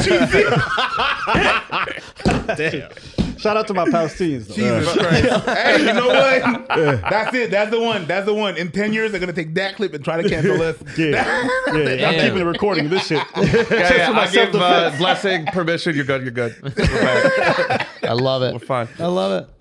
Oh, that's why you didn't want to cover Anyways. whatever. Why you can't cover Palestine? No, it's just like it was as a topic. I feel like the conflict. I remember watching this video. Yeah. I remember you put out a video. Yeah, it's like everyone's like, yo, at the time, everyone's like, yo, talk about it. And like Yeah. people got mad when we did it. They're like, oh, you're Yeah. a piece of shit person. You're supporting like apartheid or whatever. Yeah. And I'm like, yo, listen, I'm not your mouthpiece. 1, 2. I also don't want to read up on the issue. I don't give a fuck. Yeah. I'll be honest with you. Yeah. You know, and that sounds like cruel to people. But if we're keeping it in a stack, a lot of us don't give a fuck about a lot of topics or a lot of people suffering. Right? Hey. People see it on CNN. They'll see Myanmar burning people with napalm. They're like, I'm going to the next channel. Yep. Right? And it's like, you're not a bad person for not taking on the world's suffering all the time. Right? And so I think for folks at home, they're concerned with a specific issue. So they want you as their mouthpiece almost to speak for them and the injustice that they feel. But it's like, bruv, there's so many issues. I don't have the time or the energy to get outraged by everything. I want to be able to just chill sometimes and kick back and not have to be like, another genocide's happening. Oh, yes, the Uyghurs. Oh, Ethiopia's civil war. Haiti's having fucking unrest because they just assassinated. Like, bruv, it's a lot of news and it's not good for your head. It's not. So when the Palestine stuff happened at the time, like middle COVID, a bunch of shit was happening. Like, I need a break, and motherfuckers got mad. So I was like, you know what? You wanted a video? I'll give it to you. I don't give a fuck. And I'll tell you what a lot of people feel, but they won't say because it's rude. But if you're being honest, most people don't give a shit about your issues, and it's okay. That's what that Chamath guy said about the Uyghurs. Do you remember that? Yeah, he was- and people got mad at him because they're like, "Yo, that's so inconsiderate." But Not because he that's made them facts. realize how they felt. Yeah, That's why they get angry. He pulled a mirror on society. pretty much. And you realize you feel the same way. And you're like, "Ooh, I don't want to feel this I way." don't even. You want me to Yeah. talk about Palestine? I don't even talk about Haiti. I'm Haitian. Yeah. Like, I'm not gonna Well, talk let's about. talk about Haiti. Let's talk about Talk about the Haiti. situation now. Let's talk about the Haitian army. There's no Haitian army. Is there not? Nope. Why not? Because the United States of America had them removed. You're welcome. That's why. Armies can be an inconvenience. You know what I mean? It's mostly people on a computer or whatever he was saying. So what is there, like a police force or something? There's a police force, but And is it wild? it's not wild. Right now, right now, like they shot the president. Yeah. They just shot the president. They shot the president. They didn't just shoot. They They assassinated. assassinated Oh, that wow. dude In his and then home. So now who's the next people, one? That's the a people. rough The people that position are to be in. running the country are pretty much gang members. Really? Katsama Wozo and all them motherfuckers. They're all over the place. Really? Katsama Wozo is like a gang over there. It's And are they at all connected with the what is it? Zopound? Zopound is just Miami.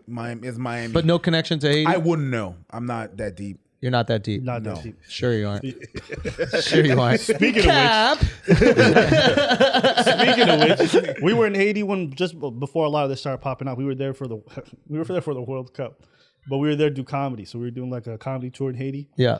and there's a lot of civil unrest because they were raising gas prices, and so people are like, we can't live on this. Like, we need to be able to move about, but y'all raising the gas prices with inflation. So like, nah, we're not taking that. So the craziest thing happened. Brazil was playing Belgium, and Haitians love the Brazilian national team. Okay, so they Why is that? I don't know, man. Haitians have two teams. It's Brazil and Argentina. And it's between them. Interesting. I don't really know why, but Just the best, closest teams, maybe? Probably, Most historic probably, figures. probably, yeah. Okay.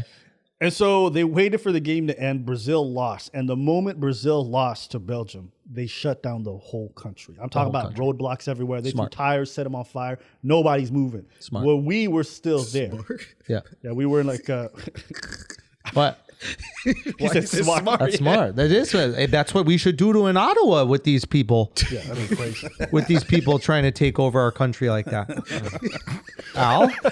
Al? Stop it. Stop it. I thought that Stop. too, but I'm like, I can't get sidetracked with this Yeah. one. No, stop. You guys have to stop the unrest and the taking it over. Okay. So you could tell the rest of this Please portion. continue your so story we were in about a place that. called Jacmel, right? So we were cut there, like we were stuck there, right? There's roadblocks. So basically, all the gang members are ruling the roads. They don't want nobody to pass, right? So every day that we missed our flight already, we were with the organizers, and every day that we spend there, we're losing money. And this motherfucker's like, "Yo, nigga, we're losing money. Yeah. We need to go back." Yeah. I'm like, all right. Every time I go to anywhere in the Caribbean, I buy machetes. I go to a country, I buy a machete. Okay, why? Because a machete is a symbol of power. That's what gave that's what did the revolution for the Haitians. But it's also a tool that built all the Caribbean. You know what I mean? You can chop sugar canes and stuff. but I buy machetes. I'm a fan of machetes. I like that. Yeah. You know, I like, if you like guns, you buy guns. I like machetes. Yeah. I buy machetes. I buy both. Anyways, that's besides the point. So I go there. But this is the Haitian army right here. This is it. This is the whole See, this is why y'all can't have an army. This is why. Y'all fuck it up. We gave y'all some guns. You started putting machetes at the front of it, and we're like, all right, take this shit back immediately. These guys are wilding. Look how excited he gets just talking about it. Ain't no way y'all can have an army. Dominican Republic be done if y'all had a fucking army. That'd be fun. It's Joseph Cody right here, bro. This is how we He's a warlord, bro. So I buy a machete and everybody's looking at me weird and stuff like that. Whatever, it's in my luggage and shit. So this shit's popping off, and I'm like, all right, we gotta go. I put all the team together, like, look, listen, we gotta go. Right? We gotta go. We're going now. Yeah, so we made our own little freedom convoy. It was like 3 cars. Yeah, Right. and we need to leave, go to the closest hotel, which is near the airport. That's like 3 hours away. Go ahead. The funniest thing is, like, the organizers brought us here for the festival, so they brought us to Haiti. When it was time to leave, they were terrified. They didn't know what to do. They started panicking. So our organizers just got lost. And this was our first time in Haiti. So the funniest part about us having to leave that city was the first truck, which is the one that's got to deal with all the roadblocks. It was our driver, Delgado, shout out to him, Preach, and me. So imagine you're a guest in another country, shit pops off, and them They motherfuckers put you in the front. Yeah, that's Because crazy. I always put the army in the front. That's But we're there, and these motherfuckers not doing anything. Yeah. So we're in front. So we get to a roadblock. I'm talking about trees, cars, and everything and stuff. I get out the car, take out the roadblocks, whatever, do a passage for all the cars to pass. So we go 1 roadblock, 2 roadblocks, 3 roadblocks. We have to discuss with the people. And I speak Creole, so I'm all right. So you talk, you deal with them. You want smoke? Or you want money? Smoke? Little girls? Because I call me. Anyways. Kidding. I made you look down. Wow. All right. I did that. That was good. Right. That was good. We pass at some point. They don't want to let us pass, and they're getting very rowdy. And that's not really me. All right. It's all the driver. The driver gets out of there. This motherfucker, the whole trip, we were there for 2 weeks. He haven't said one word. I think he grunts one time. He gets out the car and he tells him in Creole, I'm gonna translate for you. He's like, yo, these guys have machete picks and stuff like that. He's like, yo, you guys have peasant tools. Well, we riot, we have guns. You're gonna let us pass. If you don't let us pass, I'm coming back here and I'm shooting all of y'all. You said that. No, he said that. I'm in the car, and Abba's in the back like, oh, nigga, if something pops off, you drive off. And my leg was already over there. I'm like, hey, one step ahead of you, buddy. When he said that shit, in my head, he was already dead. Oh, yeah. Yeah, in my head, I'm like, playing B. I was like, and I told Preach, shit. I told Preach, I said, yo, the stick's already ready. Just jump over. And then, poof, we pop off of this bitch. What's about to pop off? This man, after he says that shit, these guys all go off into the bushes. No, that's the second roadblock. After that we went. He went back and they let us in, and then we get to another roadblock. You know the roadblock where they were throwing bottles at us for us not to advance? Yeah. And then he gets out the car, and my machete ready in between my legs like that, but it's wrapped in paper. So I'm like that, right? I'm just like that. I got my sunglasses, and I got my head all tied up. And you have to understand that tattoos are not something that is very common in Haiti. Oh, really? Right? It's either you have tattoos either because you're American, either you're a gang member. So my whole sleeve done up, my whole leg done up. Okay, I got my short shorts, everything showing. I'm just sitting with this in my hands like that, and they go off in the woods. I'm just talking to Abba. He's in the back seat. I'm like, yo, this shit's fucked up. Yeah, it's fucked up for real. And then Abba just goes like, is this nigga doing some push-ups? And I look over, the driver is talking to the chief, the gang of this, and he's doing push-ups with his shirt off. And he's just looking at the dude like, oh, we can't hear what he's saying. Like, what the fuck going on? They point at us, and they go back, and like, he starts coming back in the car. No, that's not it. He does some push-up, and there's a guy that comes to the car, look everything inside the car, and I'm just, I speak Haitian, so I'm like, I speak Creole, I'm like, yo, ça got fait en forme? Yeah, nous là, mon cher, nous bagay choix. And he runs towards them. And I'm like, did I fuck up something? My Creole's not, what the fuck is going on? And they're screaming, the driver comes back, and I'm like, why? I'm like, he's in the car laughing. I'm like, why you laughing? And he's like, oh, because they thought you had a gun. Huh? Yeah, it's like, yo, yeah, I got a gun. The dread in the car, he has a gun. I'm like, he ain't got no gun. You know what? If you don't let us pass, he's gonna come out with his gun. And I was like, did you use me? You used me. And then we left. We were both because they were scared I had a gun, but it wasn't my machete. Yeah, they saw the butt because the way he had it set up, Oh, it's almost like it's there. fuck, So they just saw yeah. the butt of the machete. And they thought he had like an AK or something. I thought he had like a They long thought I had a rifle. 12 Because it gauge. kind of you can kind of mistake it. So that ended up working in our favor. And my hand was on that And shit. the driver just knew to lie. He's just, he's just Smart. He's just poker face. He's just poker. Dude, the push-up move is brilliant. Crazy. But yeah, we had Just to how undo. comfortable he felt in that environment, you could tell he's used to gang life. and Yeah. shit like that. So I had to undo barricades and blockades and shit like that. I'm cutting a lot of shit out. At some point we had to go in the forest. I was leading that shit with my machete. That shit was mad. In the forest, and the other cars were following me, and I'm like, yo, past there, it's better. There was a huge puddle. Anyways, it was wild. And Cutting a lot of shit out, but yeah. How long until you got to the airport? It got 3 hours before we got to the hotel. Then we stayed at the hotel 2 days. Yeah. And then we got at the airport, same thing. On the way to the airport, it was still not safe. So I was in front. Have you ever been to a place like that? You ever been to a place where like there's no clear sense of order? Like you can kind of feel like you ever been to a really bad neighborhood and you know nobody really patrols around here, and like the rules are not kind of set. You get what I'm saying? A little bit, but not like that though. I had the same feeling when I went to some spot parts in New Orleans. But anyways, all this to say, there's certain places you go to in the world where you're just like, there's no rules here. Like what happens is just something that happened to you. And there's going to be no justice. Nobody's going to come fix things. So you better fend for yourself because if you don't, you're fucked. Well, that's what it was like for us when we got there. It was order when we were there, and then everything popped off, and then everything shifted. So even when we got to Port-au-Prince, it was still, there's nobody patrolling the streets. All the police guards are staying at home or guarding the really important people. So if you get shot in the streets, like that's just something that happened. So it was a weird tension. They're gonna drag after 5 hours. They're gonna finally drag your body out. Yeah, because sometimes in some places you're not allowed. If someone gets shot in the middle of the street, you're not allowed to touch the body. Yeah, it's a message. Oh shit! Yeah. They want everybody to know. Yeah. So after a while, they're gonna drag your body. Like you're gonna go around. Oh shit, dead body. And eventually they'll drag your body out. But there's not going to be any. I didn't know that. That's why I can't go. I can't go now. My parents won't let me go.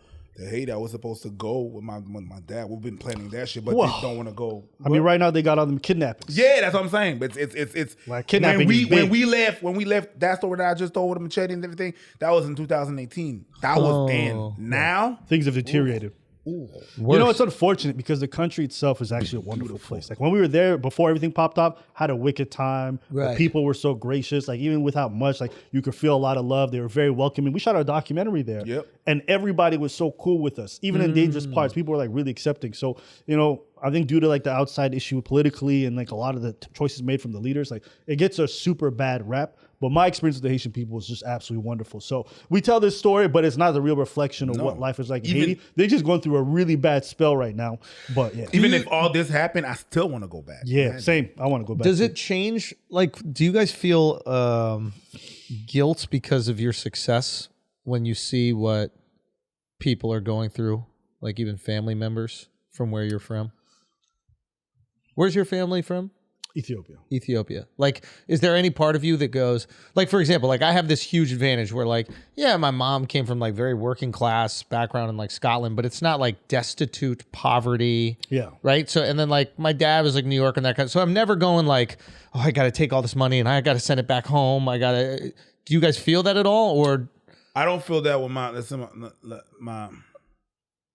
people from home and stuff like that. I'm grateful for my parents. Yeah. To make the choices that they made, to come to Canada and stuff like that, and do what they did, very very smart with their money and stuff like that. So I'm grateful. I don't feel like most of my family is actually in the States or in Canada, so I don't feel like I have to. Like if you fucked up, there's less like survivor's guilt or something like that. But I had an issue. I had a little issue during the pandemic with all my coworkers that was working and I couldn't work no more. Yeah. And I felt some type of way. I'm still lying about my income. I'm lying about a bunch of shit.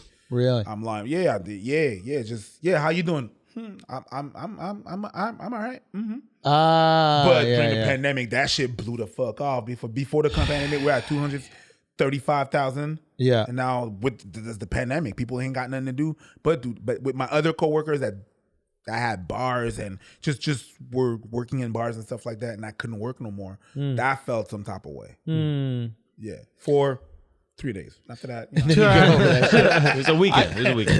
Yeah. It was a long weekend. Yeah. Exactly. After that, what about you? Your poor homies.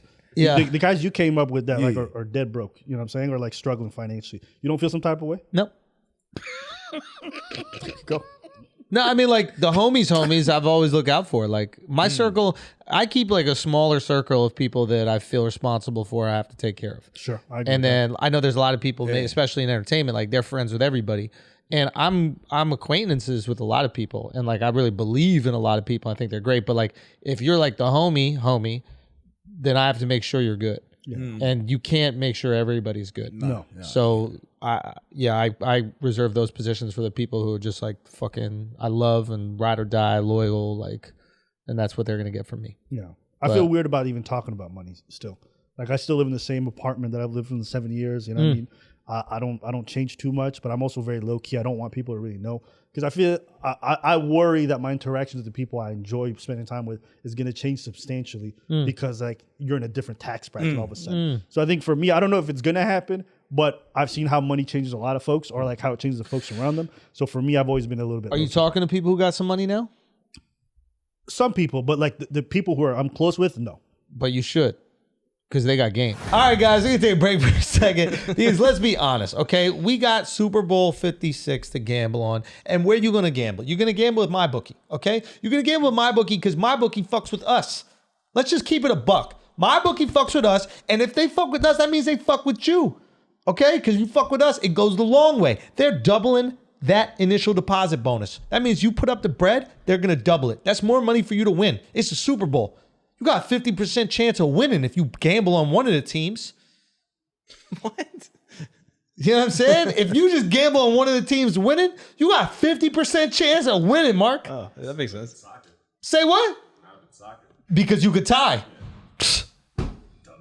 Dumbass sport. I want to use another word, but it's an You ad. could tie now. No, you can't tie. Not in the Super Bowl, Dove. True. Okay? Let me tell you something about MyBookie. You use our promo code Flagrant, you're going to get your first deposit bonus matched up to $1,000.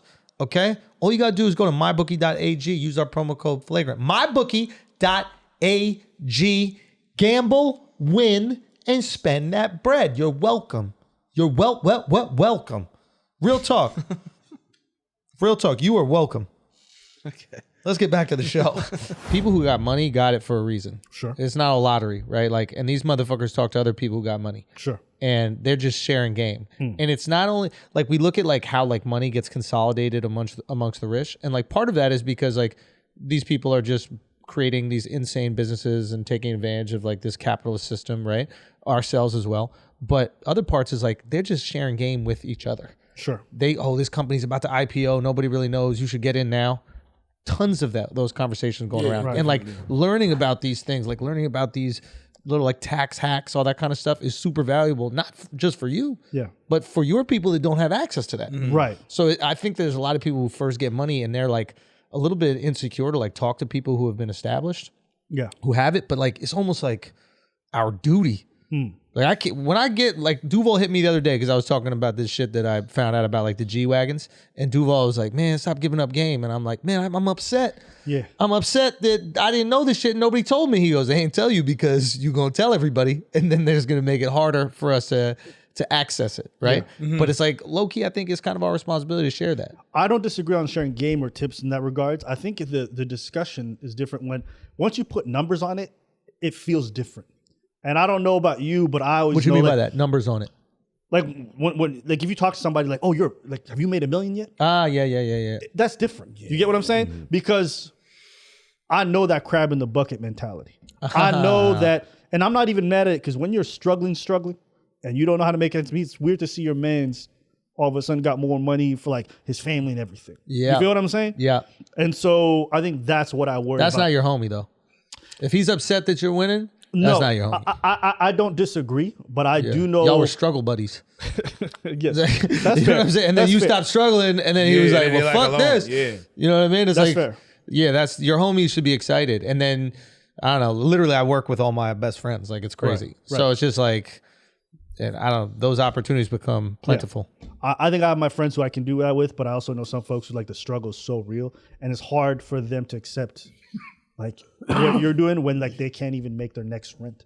You get what I'm saying? It's clouded It's almost and like, you know what I mean? Yeah, and it clouds their perception of judgment. things. Yeah, and like also like I want to be able to help, but how do I do that in a productive way? I can't just throw money at my No, partner don't give- because don't- like yeah, sometimes that's just not enough, right? And you also don't want to make somebody dependent, their pride. So it's a hard thing to manage. So I think for me and money, like I'm not really great with it in terms of like how to discuss it with people. I'm great at keeping it. I'm great at like saving it or investing it. That's fine. But in terms of like sharing that idea, and like I just still feel great insecurity around it. I'm fine. Yeah, I talk with people that got money. I discuss with it. All people that know how to manage money. Yeah. Like my mom is, I'm grateful to have a mom that worked in a bank. Oh, and she was yeah. managing wallets and stuff like that. So I talked to my mom with different things, or Yeah. other people that I know that they got something going on, or some tips and shit. So I was very grateful and privileged to have that around me. Yeah. So I do talk about it. That's but luckily. With people who understand. We put But people that's that lucky, understand, dude. but Just talking with poor people, it's not rewarding. You know what I'm saying? When I go to the bank, Just cut that. it's not Just though. cut that right there. I go to the bank, you know what I'm saying? And like the guy's like, hey, we want to show you some new accounts. I was like, why? I was like, well, as our high value client. I said, nigga, high value? Yeah. You thought I'm high value? No, but you know when you go to the bank, That's when real. we went to the bank and I went there. We had The manager comes downstairs. and then he goes, "Hi," it was a new girl. Hi, sir. What can I help you with? Yeah, this and that and then and the third. Show up in my account. Like one moment, and then someone else comes next to her. Hi, sir. Who the fuck is you? Yeah. She can do the transfer. She good? No, that's not stepping my. That's Yeah, you start getting business cards at the that's asshole. kind of weird. And you call me every time you want. Yeah.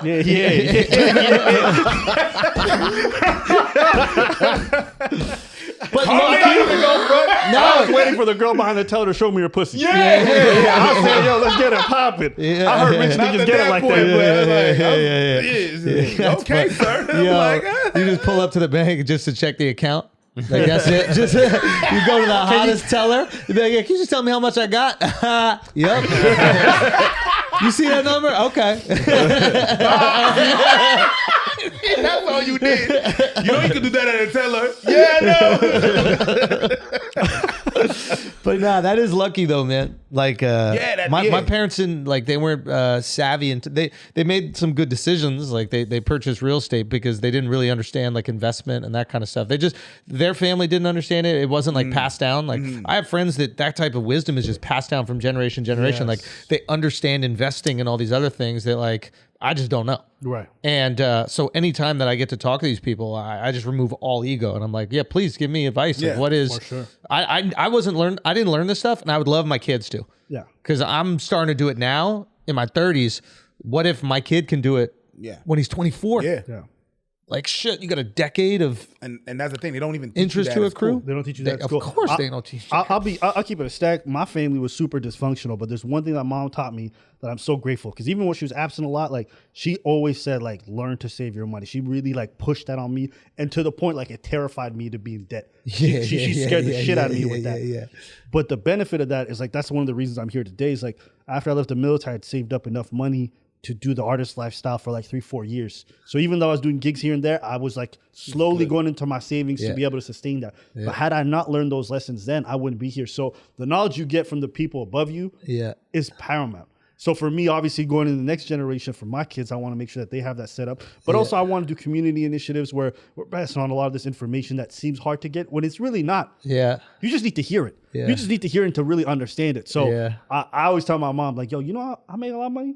I'm like, you get a cut because you earned it. You feel me? Yo, how, she did. Real talk. It feels good. How much fun is it to tell your mom Yeah. how much you made? Well, you saw me when I told her No. at the show. That's the first time she knew I did comedy. What? Yeah, when he when he told his mom to go, he told his brother. I didn't know that. He told Yeah, his so mom, when I brought her up on that- stage, okay, so they don't know the context. So They when know we the did, context. That's crazy. That's the first show.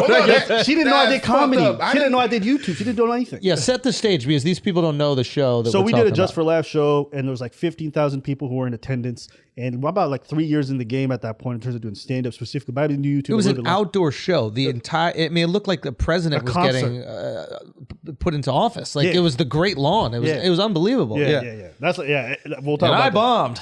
You did bomb. I You did did. bomb. I You bombed. did bomb. But we'll talk about that after. Yeah. So the show's going on, and I wanted 2 weeks out. I'm like, yo, I should invite my mom, but I didn't know how to tell her, so I didn't.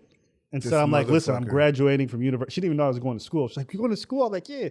Because immigrant families, like, there's a weird thing with doing the arts where they're just like, what are you doing? That's a waste of time. And that makes sense though. Like, Yes. there's all this judgment for that, but it's just like, imagine you just made it to America and you're giving your kids all this opportunity to go be a fucking lawyer, doctor, or anything. Yeah. They're like, I want to be a clown. Yeah. You're like, what? Are you That's fucking really how they kidding me? take it, though. I risked everything so you could go fucking tell your jokes. 100%. Yeah, 100%. Mine was worse. Not yeah. only was I a high school dropout, but from a Muslim family who joined the military during the Iraq War. Whee! Yeah, I was disowned for a couple of years. You Yeah, feel me? So yeah. Did you say you were stoned for a couple Yeah, years? that's what I heard. Yeah. I heard that. Hold on, bro. Hold on. Which side were you fighting for? That was solid. Yeah. So my mom, I didn't feel comfortable telling her anything until it was solid. But even when it became solid, I just had a hard time like opening that door. Yeah, I would just hand her a check every night. She's like, "How'd you get that?" I'm like, "Don't worry about it." Yeah, She yeah. probably thought it was drugs or something. She didn't understand. But I was like, "Don't worry about it." With your face, for sure. So, I said I wanted to tell her, but I just didn't know how. So I'm like, let me just go big. I'm gonna just bring her. And I asked my brother to help me out. And I told her I was going to school and it's graduating. I want you to be at my graduation. So she brought flowers and everything. And so she comes backstage. She's confused. She can't see the front stage, but she can hear all the noise. She's like, "You guys doing an outdoor graduation?" I'm like, "Yeah, Mom, it's gonna be awesome." This motherfucker. And then at the one point during the show, just before you came up, I brought my mom up on. And I'm like, "Oh, this is what I do, Mom." And she goes, "Oh," she panics because she's never seen so many people. And she doesn't know how to handle the stage thing. Yeah. But that was the first time. For that, bro. Yo, can you bring up the video just to set the stage for everybody at home? I have a video of me walking on stage, at least so And they the can crowd. see what this fucking thing looked What like. I I mean, mean, this is insane. Yeah. But yeah, and then we dude, went that's backstage and we crazy. talked about Was it. she proud? She was beaming in her face. Yeah. That's great. When I went backstage and after that, I saw her. She was looking at the screen, looking at you tell jokes, and people were laughing. Yeah. I was like, oh man, that's real. Because it isn't that they don't want you to do the thing in the arts. Yeah. They just want you to be successful. That's it. Yeah. And it is absolutely, it's like they risked everything, but it's like the chances of being successful in this are like the chances of being successful for them back home. Yes. So they're like, why the fuck did I come over here? Yeah. Like, you have security, you can access it. Yeah. But the second they see that it works. Yeah. They Same with just, they just want to know you're okay. I didn't. Yeah. There you go. Let me see. Let me see. You want to see it? No. It's the next one. Yeah.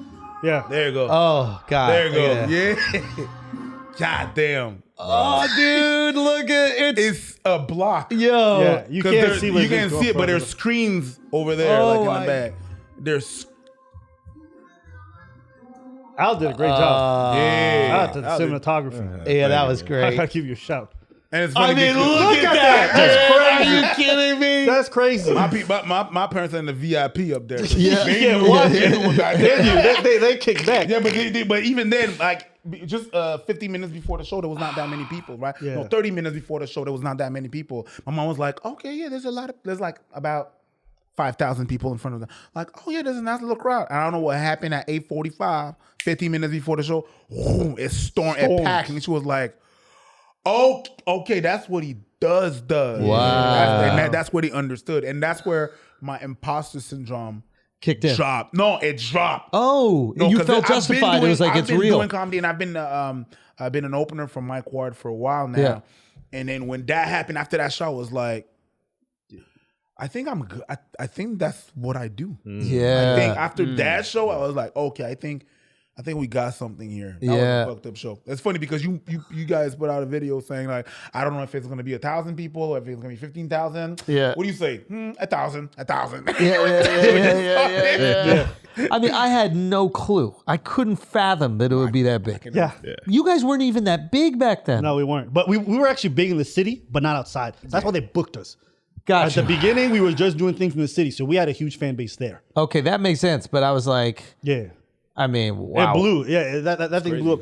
And it was an interesting moment for me because you can't conceptualize being successful. Like for me, I couldn't conceptualize being successful. Yeah. I just did the work every day, and I'm like, if it grows, that's cool. Yeah. But when you see a crowd like that, Yeah, it's crazy. that stuff you see from like rock stars. You get what I'm saying? that shit- That's yeah. it. You see I've never done a comedy show like that ever again. Yeah. Well, maybe in the future, but Yeah. when you got Single City, it's a different feeling when you see a crowd like a concert crowd. Bruh. This is what musicians feel. That was nuts. Yeah. I mean, it was just It's funny. really It was nuts. like 10 minutes before the show, we're in the backstage, right? And I'm just there focusing on my shit.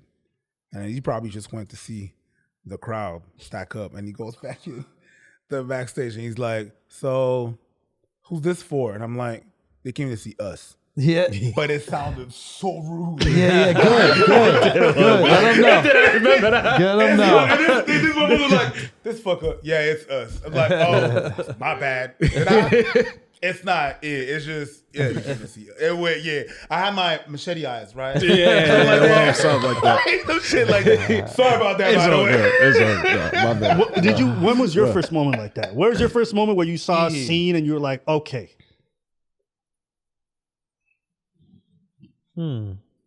That's a great question. Where I saw an amount of people that made me feel that way? Maybe it's not even the amount of people. What But was is there the a moment moment? where you Yeah. were like, this is it? Not that it was two that kind of like crept on one another. Oh. Because I thought it was serendipitous at first, and then I realized it was because of something I put out. Okay. And it was just after I released the first my first special on YouTube, I had sold out a club, and I thought it was just lucky. And I was like, maybe I would have sold that club out. And then the next weekend, I sold out another club. And I was like, Wait. wait a minute, is that because of the special? And I remember asking the clubman, what's going on? He goes, people have been saying that they watch you on YouTube. And I'm like, really? Yeah. Like, this is before YouTube was even like a thing. I mean, there was Russell Peters, of course, don't get me wrong. But like, I didn't realize that would actually translate. And then the next club I sold out. And it was those three events where I go, oh shit, something's happening right now. Like, whoa, it's fucking happening. And how exciting is that? Because it's so interesting. Like you said, like views on YouTube are awesome and it's great. But like there is a transformative experience when you walk in front of the people. When the people see those videos and then they go, I'm going to leave the house for you. Yes. Yeah, that shit hits different. It's different. There was a moment where when we started to do comedy, we did little shows, like 60 people. We organized 60 people and everything. And then there's a video that got out and got really popular in Montreal. And we had a show 2 weeks after. And I went to Abba and I was like, bro, we have to cancel the show. He's like, what the fuck are you talking about? We have to cancel the show. I don't want to refuse people at the door. Like, we're not canceling. We have to cancel the show. We have to get a bigger venue. We can't because it was too many. It was too small. Yeah. It was I didn't want to refuse that many people. Yeah, let's do this shit right. Let's have and that was like a precursor to all of this. But yeah, I remember. And what I was the always clip? terrified. Do you guys remember the clip that really went? Yeah, it was a very specific Montreal thing. Yeah. That you guys were talking about, joking about? Exactly. Yeah. We did like a comedic video on like a racial issue that happened in the city, and it blew up on Facebook. That's when we started Facebook. So it was a different time. But I remember even early, like I was terrified of taking on something too big too early. I know. Like even though we had 1,000 people who could buy tickets, I'm not ready for 1,000 fans. Yeah. You know what I'm saying? Yeah. I constly doubted myself that whole process. We're not ready. And then we jumped from like 200 to 15,000. It's like, what the fuck? You know what I'm saying? But the money was so good, I couldn't say no. You know what I'm saying? When they put in the numbers, like, man, that's listen, when you never get more than $1,000 for a show. Yeah. And $1,000 is big. Big. When you're struggling, $1,000 for doing a 15-minute performance, you'll take that, right? Dude. Right? And you get them once every like 6 months. But you take that. Because you do open mics for $25, whatever. Nothing. Once every year. So I remember we walked to that negotiating table, and I said, "Priest, let me take care of negotiating." So they're like, "Yeah." So we sent you guys a contract. What did you think? And I'm like, "Yeah, we understand. Listen, we'll come back to you guys with a counter offer, but we appreciate it." So I sent them the number. I'll just say it was $30,000. Yeah. Okay? And then we come in the second time, and we walk in, we sit down, and they're like, "Okay, listen, well, we learned over the contract. We like a lot of what you guys do. We'll accept it." And I swear to God, I like kick preach. Yeah. And I went. Yeah. And we just try to keep a straight face so they don't know. But inside, because when we got out of there, the scream that we let out in the car, whoa, nigga, what the fuck? Because when you've never made something like real money from something you built, when you make like a salary paycheck, you know what I'm saying? Yeah. You just like, nigga, is this real? Is this real? No, right? Because I just threw the number out there because I'm like, I was expecting to negotiate down. Actually, they did negotiate down the first year. We said 30. They said 24. Yeah. But I was like, shit is amazing. Yeah. What? Yeah. I couldn't believe it. I couldn't believe the number. Like this guy gets having. It's just like it was such a big number, and I realized like it was the first time. Like, damn, niggas really fuck with us. Yeah. They'll pay for our shit because you don't believe anybody would pay that kind of money. No. And then you start doing brand deals later, and you realize like, oh, this money's everywhere to be found. But initially, the first time, I swear, I went home. I didn't tell nobody because at the time I still felt like a little weird, but I just remember thinking like, oh, this is something. I think Floyd Mayweather said like the first 100,000 he made was way more impactful than 100 million. Yes. And it's because that number for, like you guys are saying, it's like he couldn't fathom $100,000. Yeah. Where he came from, Yeah. $100,000. Oh, yeah. Doesn't make sense. It doesn't even make sense. Doesn't And even it gets normalized, I guess, as you make it. But that first time, bro, ooh. That first time. I still can't spend past the salary that I've always had my whole life. Like, That's I'm just good. used to like You're like I pay Jay the Leno. Huh? You're like Jay Leno. I just can't fathom be like, okay, I make this much. I can't imagine spending that kind of money. Yeah, so yeah. for me, it's still like a huge discomfort I feel with the whole thing. But why- I think I always said this: if I could make Get a like, wife, you'll get over it. I don't know. We're very different on that. Women get comfy. They get used to it. Yeah, my girl was like, I'm going to be a home wife. And I'm like, yeah. no, you're not. I let her because she had my back for all those years. You know, she's been working for a bank for like, You got to reward that. yeah. So I'm like, sure. Ride do or your die. thing. Right, yeah. Yeah, because you was Absolutely. struggling. Now it's weird because now in a month you make what you made in your whole life. That was a different thing. Yeah. That doesn't make sense to me still. Yeah, that's like I'll see crazy. like YouTube numbers. I'm like, Yeah, sometimes I buy some shit and my girl's going to be like, can we afford it? And I'm like, Yeah. No, don't get her too comfy. and it's, no, Yeah, she's good. She's like, good. I don't know. I don't know if we can afford it this month. I don't know. Let me talk to Abba, see how we're doing, see how many more videos we're gonna make. I don't know. you let your wife see all the books? Yeah. Yeah? You don't get worried since she like grew up poor or whatever? No, she didn't grow up poor. Yeah. Married into some money. No, She's gonna be watching at home like, that's my boy. No. I think I don't know. Like I don't want to create a barrier right there. Like Makes sense. right. I think that if you feel like you have to create a barrier right there, there's already some distrust. You mean hiding? Yeah, like hiding, that kind of So stuff. you didn't right? do no prenup? No. See, this is why Fresh and Fit came through, called him a simp. He didn't do a prenup? No prenup. I'm not mad at it. Did you do a Why? prenup? I'm not married technically, but Oh. I definitely would. But you can't though. I can't? No, because you met her before you had the money. Right. So if you do it, it's unethical. Yeah. Yes, it is. Yeah.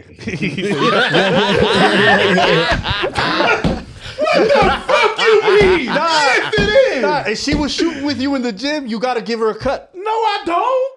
Well, it depends what that cut is. You get no. The yeah, contract is if you with me, you with me. If you not, you're not. Yeah. The reason why I say that is because if she supported you when you was broke and she was paying the bills, now when you made some money, you can't cut her out. You get what I'm saying? 100%. No, I agree with you on that. Yeah, I yeah. think that makes a lot of sense, what not you're saying. gonna- I'm But not gonna I just cut her think that out. like the 50-50, you know.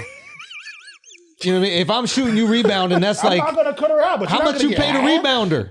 You know what I'm saying? Like how much you pay the rebounder? If you're in the gym shooting, Yeah. did Kobe give 50% to the rebounder? Yo, bro, exactly. I get what you're saying. Thank you. If we're using the shooting in the gym analogy. Now, I do believe that they deserve something. And I think that getting that amount Yeah. provides a security. But that's part of the prenup, though. Or you could do it in the prenup, or you just do nothing. And time will tell if I made the right decision or the wrong one. Right. Do you know what I mean? And time I'm will not so also good at tell if I gambling get a and post poker. nut. So I'm not so good at gambling time and gonna poker tell and all all that things. shit. no, but yeah, I don't know. I feel like if you feel any economic distrust with the person you're about to spend the rest of your life with, Yeah, that's a problem. that's a sign of concern. Yeah. And I don't think you should get married in the first place. I'm not mad at that. Now, if you are somebody that has, if you're like fucking Bezos or something like that, and you've got like stupid money, even if you feel no economic concern at all, you're gonna, because you could potentially be a mark. I don't know if Bezos is that worried. I feel like you could just pay somebody to kill the bitch. Yo, real talk, yes. But also, like, if you're not having kids, like, what's the point? Yeah. Like, you don't need to get remarried. Yeah. Like, if you're having kids, like, that's another thing I think. Like, if you bring kids into the picture, bro, like, and you're raising my kids, what am I gonna do? Leave you broke? That's some loser shit, yo. That's some loser fucking shit. I'm gonna have my kids. Actually, low key, it's like, daddy's house is fire. You know what I mean? but, why's your mom's house like that? That's crazy. It was cold. Like, but like that is some loser shit, in my opinion. I'm not right? mad at that. Yeah. So like, yeah, if once they give you kids, man, it's like they gotta get it. That's how I feel. They got to get a little something. They gotta get a lot of something. Yeah. I think I understand. They gotta get a lot. I understand the general feel. A lot of dudes like because they've seen the stories of what happens in family courts or in divorce courts, and they've seen the dudes being broken by a lot of stuff. So I understand the fear that a lot of people have. Yeah, and I think some of it's very, very, very valid. 100%. It is valid. Like nobody can look at that and be like, oh, insecure guys, beta, whatever. Like you incel. No, I think like it is a very difficult thing when you hear a story about a dude who gets cheated on. The bitch moves in with the new nigga. And then you still kicks paying. you out of your own house. Yeah. You still takes paying. half your shit. Keeps the kids. Like, damn, is this fair? That's a terrifying thing. Because as dudes, if we're gonna make that and we're gonna do that trust, to find out it could get flipped on us because you felt some type of way, and that's mad. I told my wife I'll never pay. What is that shit called? Alimony. I said I'll never pay out. I'll go to jail before I pay alimony. I would gladly go to prison before I pay you to fuck someone else. Like. If I'm paying you, it's my pussy. Do you know what I mean? Like let's just keep it. It's my pussy. You know what I'm saying? It's my pussy. You know what I mean? Like, I'm paying, and then you out here going on dates and shit like that. Ain't that for going on vacations? Ain't that for your kids? Though? No, alimony is not for the kids. Child support and alimony. My kids are always going to get support. You don't even need to ask for that. Alimony is just paying because she was married to you. Yeah. That's facts. Yeah, but the alimony goes to, well, you could separate it, but like the payment for the house that the kids are in. Are you a lawyer? I think he just Jewish. He said just Jewish. Nah, that's crazy. That whole idea it ends crazy, obviously if she like remarries. Say again? If she remarries, you don't pay out. Yeah, but then you know that women not going to remarry. They're going to stay with a boyfriend. Exactly. She's not stupid. That shit happens, bro. They just go boyfriend, girlfriend because that dude also wants some nice little check coming in. Yeah, that's crazy, bro. That's crazy. So what's the rule? Is the person that's making the most money, right? Who coughs up the alimony? Hell yeah. Britney Spears was coughing up alimony and shit. Yeah. Which is wild. Why is it wild? Nah. What you mean? That's equality. No, that's equality. No. If the guy pays it, the girl pays it too. Yeah. No. If it's a fucked up system, like we understand that alimony is fucked up. But if that's what we're doing, okay, that's what we're doing. If the lady makes more money, then you pay alimony. Just pay child support. You guys have kids together. Take care of the kids. You should get a fucking job so that you can provide for yourself. We're not getting rid of that. I disagree in this regard. All right, guys, we're going to take a break for a second because Valentine's Day is coming up and that dick needs to look beautiful. How are you going to make your dick look beautiful? You're going to trim them fucking pubes, okay? No girl in history has ever enjoyed full bush, okay? Getting in her teeth, getting in her throat, just hairs on your shaft. She's slurping them up. Jeez. You know what I mean? Just mothballs or whatever that shit is. Whatever cats are all coughing up all the goddamn time. Don't treat your woman like that. This is Valentine's Day. This is her day. Make sure that she is sucking on a dolphin dick, okay? Not a single hair on a dolphin. And that's what your dick should look like, just cutting through the water like a porpoise. Your penis should look like a porpoise, and Manscaped is going to help it get there. That's 100% fact. I could tell you all the things about Manscaped, what they got, the Lawnmower 4.0. This is what you need to know. The lawnmower is going to shave your balls and get your dick in the pristine, perfect position that it needs to be in quicker than anything else on this world, okay? Other people are using fucking clippers. They're also using scissors. Then they're using a razor. It's too much. You get with the Manscaped, and I'm telling you, you're doing it within minutes. You are ready to go. Give your girl the gift that keeps giving, all right? And that's at Manscaped. And right now, you can get 20% off and free shipping if you use the code FLAGRANT20. All you got to do is go to manscaped.com and get the exclusive offer to us, 20% off plus free shipping with the code FLAGRANT20. Go get that right now. Your balls and lady will thank you. And let's get back to the show. I think when you get married, there's oftentimes a demand from one of the partners to either leave their job, leave their careers, take more of the home stuff. Mm-hmm. So they're sacrificing a lot of their potential future earnings by staying at home more often to support their marriage in their way while you're making your income and advancing your career. So it doesn't make sense that in a divorce, you're telling them, bitch, good luck. Well, I had to sacrifice 7 years of my work life. I think that makes 100% sense if you're not working so you can take care of the kids. Mm-hmm. If you're not working so you could just relax at home, that's your choice. Yeah. Like you could have kept working. Nobody said, I'm going to work. Fuck you doing all day. right? Like you're allowed, but that's why I say kids changes the game. Kids, you got to make sure they're taken care of because they are sacrificing their career. Fair. They are sacrificing their life and they deserve to be protected for that sacrifice. Right. So if you have kids, you're good. Okay. Like you are good so no matter what. So you what. pay her alimony if she gives you kids? Nope. He just hears the whole thing. Nope.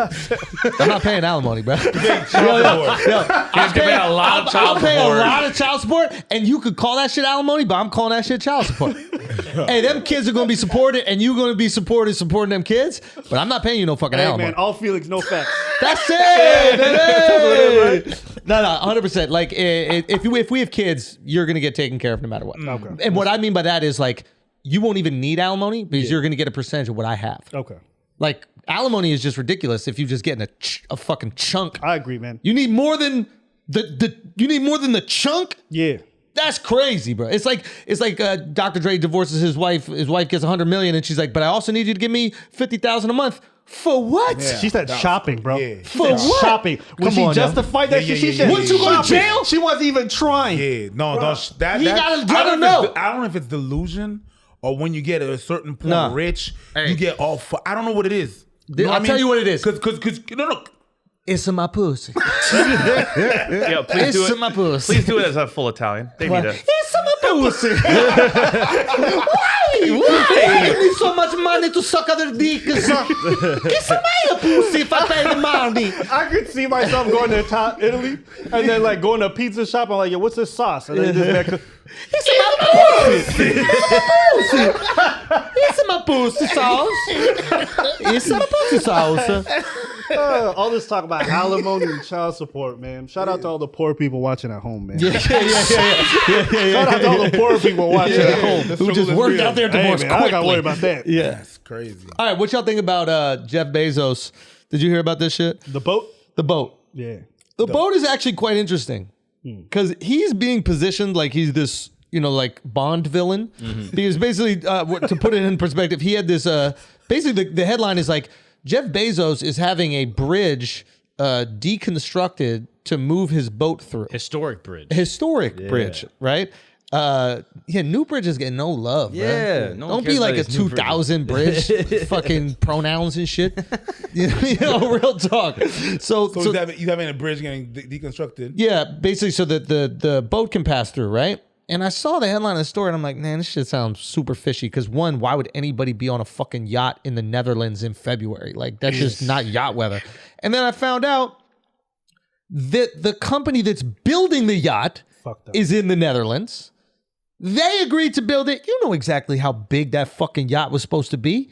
And you knew that it wasn't going to pass through that bridge. So then he said, I'll pay for the bridge to be taken down and be put back up. The guy's paying $450 million for the boat. Plus, I'm sure millions to take down the bridge and put it back up. Yeah. How is anybody angry at this? The other thing is they've deconstructed the bridge like 3 or 4 times in the past. See these motherfuckers? All these that's the shit that they do. So if they've been doing it, and then I think they made a put it on- declaration don't in put like it on 2018. They're like, we'll never do it again, or some shit like that. All these super yachts are made in the Netherlands. Like the whole town gets employed from it. Like he's injecting $500 million into the economy. By the way, that historic bridge, I'm sure when they rebuild it, it's probably safer than it was. 100%. right And they before. probably let the Nazis use that shit. Yeah, fuck that bridge. Probably fucking Nazis on that bridge, Bitch ass bro. bridge. Yeah. The Freedom Convoy passing through That's there. also that. Well, wait a minute. I think we're making different arguments. No, but for real, that's the bridge. Tom Hanks was shooting his pistol at them.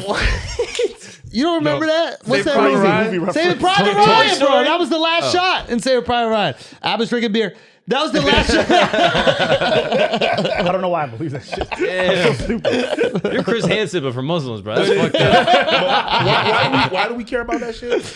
Bro, because what's the outrage? What's we the hate outrage? rich motherfuckers. That's what it is. And That anytime use their wealth. Yeah. You know what I They think what? it's wrong with Yeah, that Jeff? use their wealth and try to throw it around to bully little people and governments. About Who is he bullying?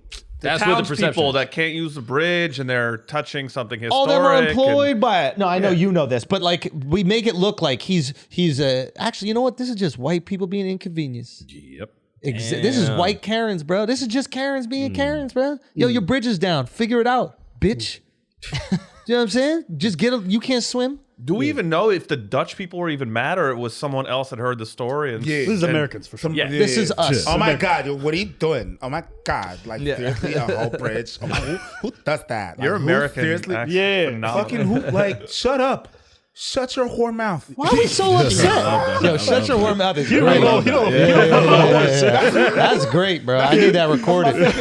Yo, anytime your girl asks for alimony, bro, shut your whore mouth. No, you have to roll the H. Shut your whore mouth. Whore mouth. Whore mouth. I will say though, I remember seeing the headline and I saw the picture of like Jeff on a yacht. He's like in his shorts with his girl. Mm-hmm. I didn't really care about the story, but I just thought like, do rich niggas take steroids? Yes. Yeah. They do, all try to live forever. I'm like, how do you bald and like so in shape? the good ones. Like, The and good you stuff. running like The good stuff multi-billionaires? the good stuff that don't make your They dick take the shrink. peptides that they inject, Yo, the NAD. 'cause, I mean, my man's looking They're yoked, right? biohacking. They're He is. sleeping in hyperbaric chambers. He probably has a steroid company. Yeah, he's looking yoked. So I was I'm just not like, only gonna take that shit. I'm gonna make profit off of that. 100%. I just think yeah. there's something weird about that. Like you super rich and you managing these big companies and you got time to stay in like super great shape. That pisses me off. It's not even staying in great shape. They want to live forever. Yeah. Because if you're that rich and life is that good, wouldn't you want to stretch that shit out? Okay. Bezos says go to space too. Ooh, That's so what you he got to be in claims. decent shape That's to what go he to claims. space. Real talk, I just assume like once you get past a certain income bracket, like you just become a lizard man. And then from there, everything is easy sailing. Yeah. What do you mean, a lizard man? Yeah, Are you we don't know going- about like the lizards? Are we going red pill? Reptilians. No, the reptilians. Oh, my You know God. the reptile people? No, talk to me. Hold up, you never seen the picture of the queen with Yeah, like the yeah, scales yeah, on her yeah, face? yeah, yeah. That shit tripped me out for days. But that's just, you know. But do you really Photoshop believe and that the elites are reptiles? I don't give a shit. You believe it a little bit. I'm not gonna front you. I don't really fuck with conspiracies too much. Son, this Here we go. Here we go. Here we go. Come on, son. With Yo, the come scale. on, son. Yeah. You believe that they're reptiles, B? Come I on. mean, how does she live this long? She's the queen. No. She's on my money. Yeah. I thought dead people. Bro, how long do you think lizards live? Yeah, lizards die all the time, bro. Yes. Hold up. Lizard's not the one that go back into an egg and then come back out. What are you talking about, bro? Am I wrong about that? Yes. No, man, that motherfucker's a nerd. He's on some. What goes back He's into on an egg? I don't You know. said tortoise I might have people. fucked up. I was Dungeons and high when I was Dragons watching Discovery Channel. Dungeon and Dragon shit. No, that's some Pokemon. My bad, guys. Go back back I don't know. I just, That's Pokemon shit. Fucking nerd. I just think when you get that rich, like, hey man, I'm not even gonna Sorry, front. did I say something wrong? It might have been. See, that was me. You said what we were thinking. That's You do that. Fucking rude. I'm sorry about that. Shit, sometimes I go it comes out rude. I might have fucked that one up. My bad. I threw the whole Fucking story in the nerd trash. ass motherfucker. Go back into an egg. But hold up. When you guys hear about like the Rothschild, you don't think Yes. these motherfuckers are immortal? No. No. Immortal? Have you guys ever seen And I one? just want to point out that this motherfucker started with, I'm not into conspiracy. I don't know. Yo, I'm not into conspiracies. I'm not racist, but like, it's some wild shit that's gonna follow, bro. And let me tell you something. When somebody says I'm not in conspiracies, my ears perk up, dude. My eyes gloss over. I'm a listen. This motherfucker talk about going back into a nap. No, give me some conspiracy because I know you're all on YouTube. Let's go. I'm not that deep into it. The The one Fed. that Have you looked into the Fed? Nah, I don't know about that. What are we talking about? Because y'all don't got a Fed. Going back into an egg, bro? You're not No, that that's a little deep in it? crazy. No, I thought lizards. That's like their life, but it doesn't matter. Man. We gonna get off this one. I look crazy. Yeah, you I look look good. crazy. I think he was talking about Shout out to Alex. Shout out to the king. Shout out to the king. I'd show him some love. God damn. Who, Alex Jones? Yeah, that's why I feel like if Rogan just makes a couple more 100 million, it's good. What? He can turn into a lizard? Like, okay. What do you mean? My assumption was this. Yeah, I yeah. feel like once everybody makes $1 billion, they just change, like personality wise. Into a lizard. Like at least that's how it appears online. Yeah. So I just figured like they get a membership kind of thing. to the club. Yeah, you get an invitation. Cause okay, here's the thought process, right? Yeah. If I'm from another place in the galaxy, Yeah. all right, or like universe, Yeah. and I want to take Galaxy, over bro. Earth, Yeah. right? The easiest way is to co-opt the super rich. You feel me? Yeah. And what do you promise them? Eternal life, Oh, I like this. right? Right? But anyways. What if it's No.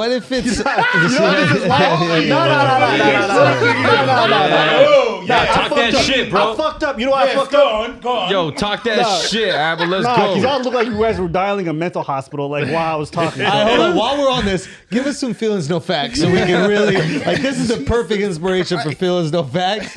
Mark, hit us with some feelings, no facts Okay. immediately because we're on it right now. Remember, we're going red pill, feelings, no facts. Okay, feelings, no facts at all, okay? No We're not doing facts any at all. facts. Just okay? feelings. All right, so there was a girl that claimed that she was raped in the metaverse. Jesus Christ! What? You just said feelings, bro. Jesus! Wait, you just said feelings. Yeah. Gang rapes, not just Oh, rapes. yeah. Multiple. No facts. Jesus! Damn, All right, next story. That's Next story. the episode that wow. To try to cancel motherfuckers. Goddamn. Next story. Okay, go. All right. So wait, there's this Netflix documentary called The Tinder Swindler. Ah, yes, we were talking about this earlier. Yeah. That's my dude. Okay. I don't know anything about it. Okay. No, basically, this guy went on Tinder and defrauded women that he met. He's out of there in Europe. Hundreds of Yeah, thousands of it's- dollars. Millions. Yo, so here's what's What do you interesting. Just a context. So it's basically this Netflix documentary. It's out right now. Of course, none of us have seen it, but we're going to talk about it. And basically, what he did is he's a dude in Europe, and he was basically dating these girls and getting borrowing money from these girls to just ball out for other girls. Yes. So he had like a Bernie Madoff little situation going where he's just taking from this girl and then taking private he jets was with that cutting. girl and just keep running it. What I think is so funny about it is when there's a story of a man who takes advantage of women and uses them for their money, Right. it gets a documentary. Right. Like, that is how shocking this is. Yeah. Shameful. That Netflix is like, we need to print this story and let everybody know who this is. Yeah. When you could make the argument that this is a common practice out there in the world for some ladies to gold dig on rich dudes. No, we call He's that. just having this city girl moment. I'm not mad at him. No, we call that life. It's just life. It's just. That's the dude. No. No. I'm gonna say this. So this is an old story. This happened like 2015. So I was on YouTube watching like videos about this, dude. And the funny thing that had me rolling was these women who were like, I was convinced he was a rich man, so I gave him $50,000. He took me on a yacht. They took me on a plane. So I The trusted wording him. of that shit. Yeah. I was convinced he was a rich man. Right. And he's like, he hit me up one day and he's like, listen, I'm having issues with my credit card. If you can just front me the money, I'll be down to pick you up in my jet next week. But I just need a deposit. And the girl's like, I had no reason not to believe him. He was so charming and elegant. And he the facade he put on, the Crazy. clothes he wears, the hotel, the limousines he used, the scam was genius. But it's just something funny about these girls thinking they found themselves a big fish and they're like, I'm settled for life. And then carpet came out underneath them. The look on their face when they found out, Crazy. beautiful. Wow. Beautiful. Because you never hear about it. So it's just kind of like, it's a nice change of pace. You feel me? Yeah. Yeah. I enjoyed it. It's a change of pace. It's just crazy that he did to me what I wanted to do to him. That's what's fucked up. I'm like, shut up. Yeah. Shut your whore mouth.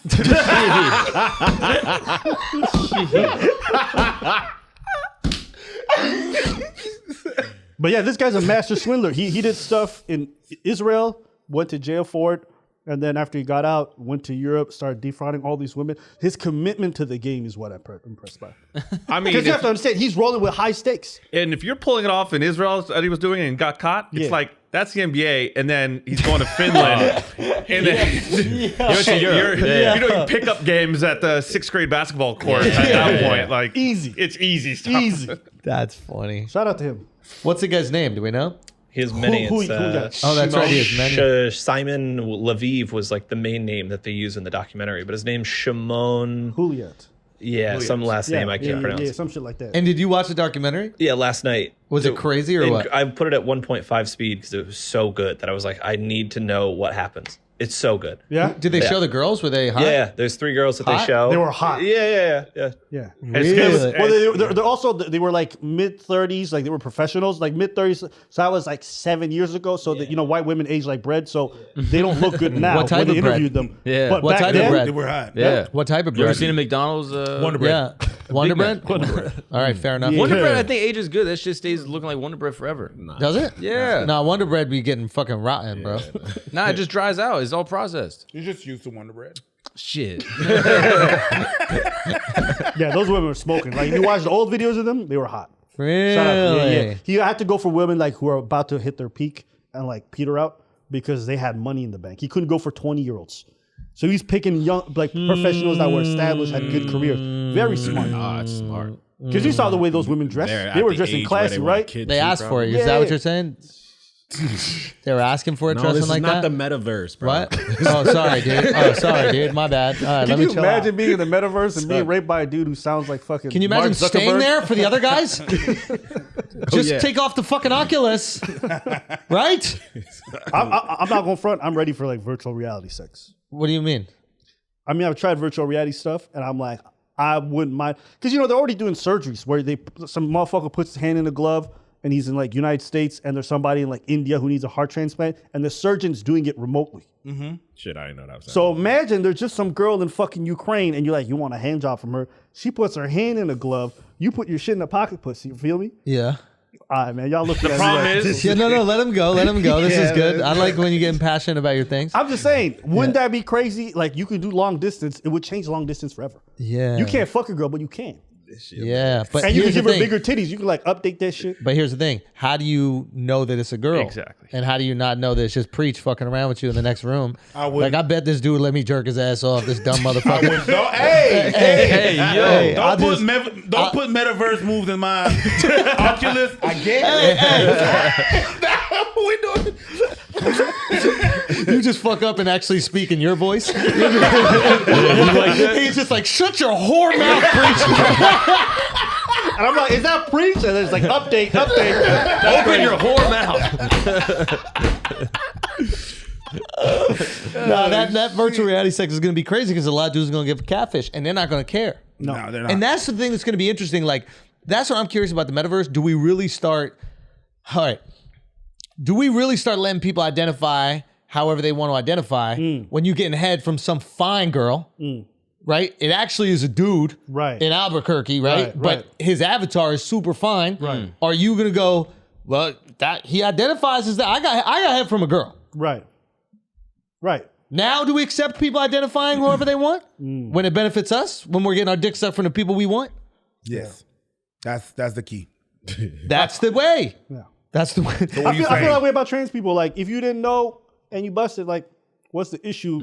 Like, Yeah. don't ask, don't tell, right? So what Yeah, you're saying? yeah, Trans stop people, talking wait so a couple much. of years. Is that what your message is? What? Wait a couple of years and you're gonna be good. All right, so wait, so I mean, I had this whole joke about that. I was like, "There's no issue once they're hot." That it is true. People gonna go for it, bro. Yo, you don't want a newly scooped out pussy, bro? Bro, you ever see Come on, son. You don't want a newly scooped out, bro? Come on, dog. You telling me you don't want that new shit? We could move right along with the next one. I'm just saying, bro, that you could buy some old house, Yeah. you know, Make it or dope. Have you seen images of a it? new development. They gotta do bro. a Pimp My Ride, but for trans, No. bro. That shit That's is fire. it. Yeah, whatever you Put an want. aquarium in that. What- shit? yeah, exactly, bro. Yeah, I like my pussy like my steak, aged for 18 years. That's how I want it. just 18. That's the cheat one. That's 18, bro. You just waiting there with the birthday cake. Still fucked up. He could have said any amount of years, bro. He could have said any 30, 25, but He be you hit waiting it. at the steak store like 17, 17, 17. All right, Real what else talk we though, got? on some go. real shit. I went on a date with a young woman the other day, and I don't know what happened, but like we're hitting 31, but it's like How old? 22. Okay. You went out with a 22-year-old? Yeah. No. Like, I don't know if you had this happen, but like when you start like trying to hang around, because age doesn't hit you until you get a like, oh, I'm old moment. You feel me? Yeah. So I'm like sitting down, she's talking, like something about young people. They just talk with so much certainty about shit they know nothing about. What did you want to And tell like, her? it's like, bitch, you not been through. What did you want to tell her? Say it. I didn't say nothing. I was just like, I wanted to say shut up. You know what I mean? Like, shut your whore ass. Yeah. But she was like trying to school me on like politics and geopolitics and like understanding the Afghan war. What was she Like, saying? She didn't know what she was talking about. How do you know? I know because I know less. I know a little bit more than her, but I also know I don't know enough. You know what I'm Yeah. saying? Like one thing that like age has taught me, and especially like being around some of these issues, I don't know nothing. Yeah. Right? The And so more I'm you just know, talking the like, less you- yeah, that's what. But when you're young, you just don't know. So like they just be yapping, and they think it's insightful. It's like I'm past the age where listening to this is worth the pussy. Yeah. You fuck? No. He's trying to catch you. He's like, you still fucked it though. Yeah. Let's get to the good part. You know what I mean? Like, come on, son. You know she wouldn't throw you no pussy. Well, once a girl don't want to fuck you, like, why is she talking about Afghanistan? Right? Like, if a girl's willing to fuck, you be listening to that shit. Like, yeah, we got to stop that. And the poppy and yeah, it's horrible. The geopolitics. You just nodding your way into some pussy, bro. Hey, it's man, all that's, good. That's what happens when you get older. The pussy don't mean as much. Yeah. It don't mean as much. But anyways, I sidetracked this. Oh, my bad. No. This is important. I want you to get this out. Oh, I got it. That's just young women just gross me out, man. That's good. Like I know they be saying like, yo, 18, and like they look good. Don't get me wrong. Like, right. Yo, but then you gotta sit down and like They gotta listen. talk. Yeah. That's when they talk. Yeah. I just can't bear Yeah. with it. So that's why I'm always impressed by other dudes like endurance. Oh, to put up with it? Yeah. Oh, Dove can put up with the best. This guy's ability to change his IQ for the girl he's talking to is unbelievable, dude. I've seen it happen in real time. I've seen him like approach at like a moderate to high IQ. Dove's a smart guy. He's a very smart guy. Yeah. And like I've seen him approach moderate to high and then reduce like 30 fucking IQ points Right. to like smells. Right. Like it's just like we're just talking about smells.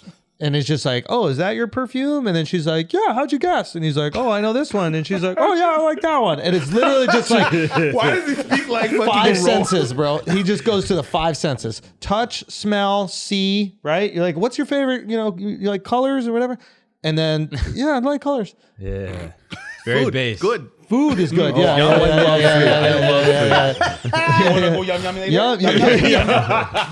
Yeah, but hold up, Doug. What do you do when they want to show you TikTok videos? No, that's just fire. I do that all day. They lay down, you know like, what I do? oh my god, look at this latest dance. I'm like, oh my. You know what I do? Let them show you, bro. I show them Schultz's 28 million on TikTok. I'm like, oh yeah, we're on the TikTok too, run by our Exactly. 19-year-old Shifty. Shouts to Shifty, bro. Shifty does our out. TikTok. Shouts to Shifty. He's Oh, you killing do that it. shit. You comment. Every once in a while.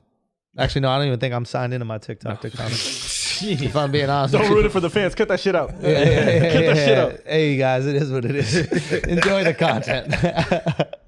Okay, give us another one. All right, they asked T-Pain what he thought about Black History Month. Okay. And this is what he had to say. Or actually, the question is more specific. He said, how should white people celebrate Black History Month? Any insight, all right, for how white people can properly celebrate Black History Month the right way? Stop celebrating it.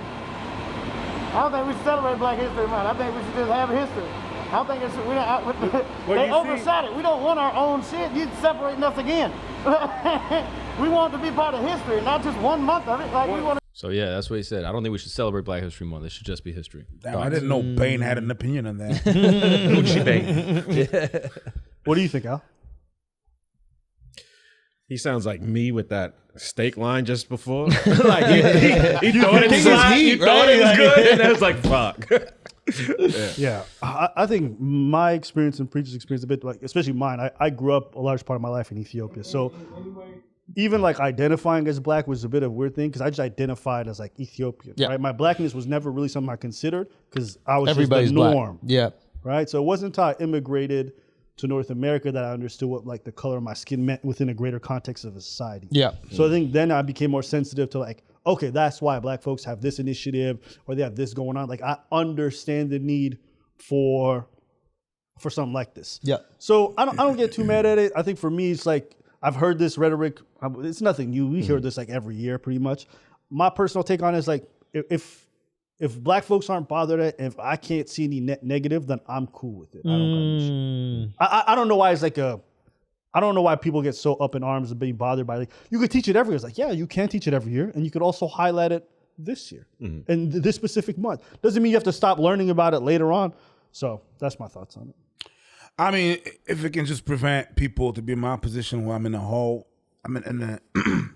all white elementary school, and then they talk about slavery, and everybody turns around. I'm the only black kid in the fucking room. It's like, ugh.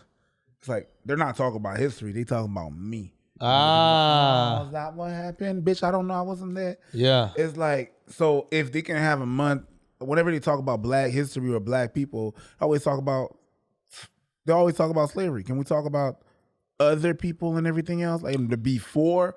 Like, if it can prevent that from happening, Not just the tragic moments. not just the trash. It's just like the same thing with movies. Oh, that's a good movie. What's that movie about? Slaves. Ugh. Yeah, well, you can't exactly criticize I don't want the to. slave Yeah, labor. so if we could highlight the good, that's cool because we Yeah. don't, we don't get highlighted. That's pretty much it. As a comic, you know what is corny though?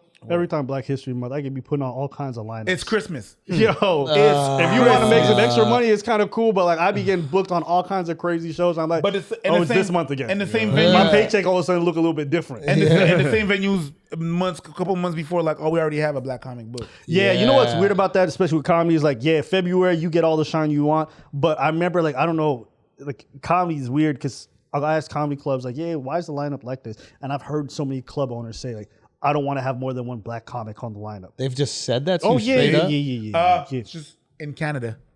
No, Remember what we were talking about?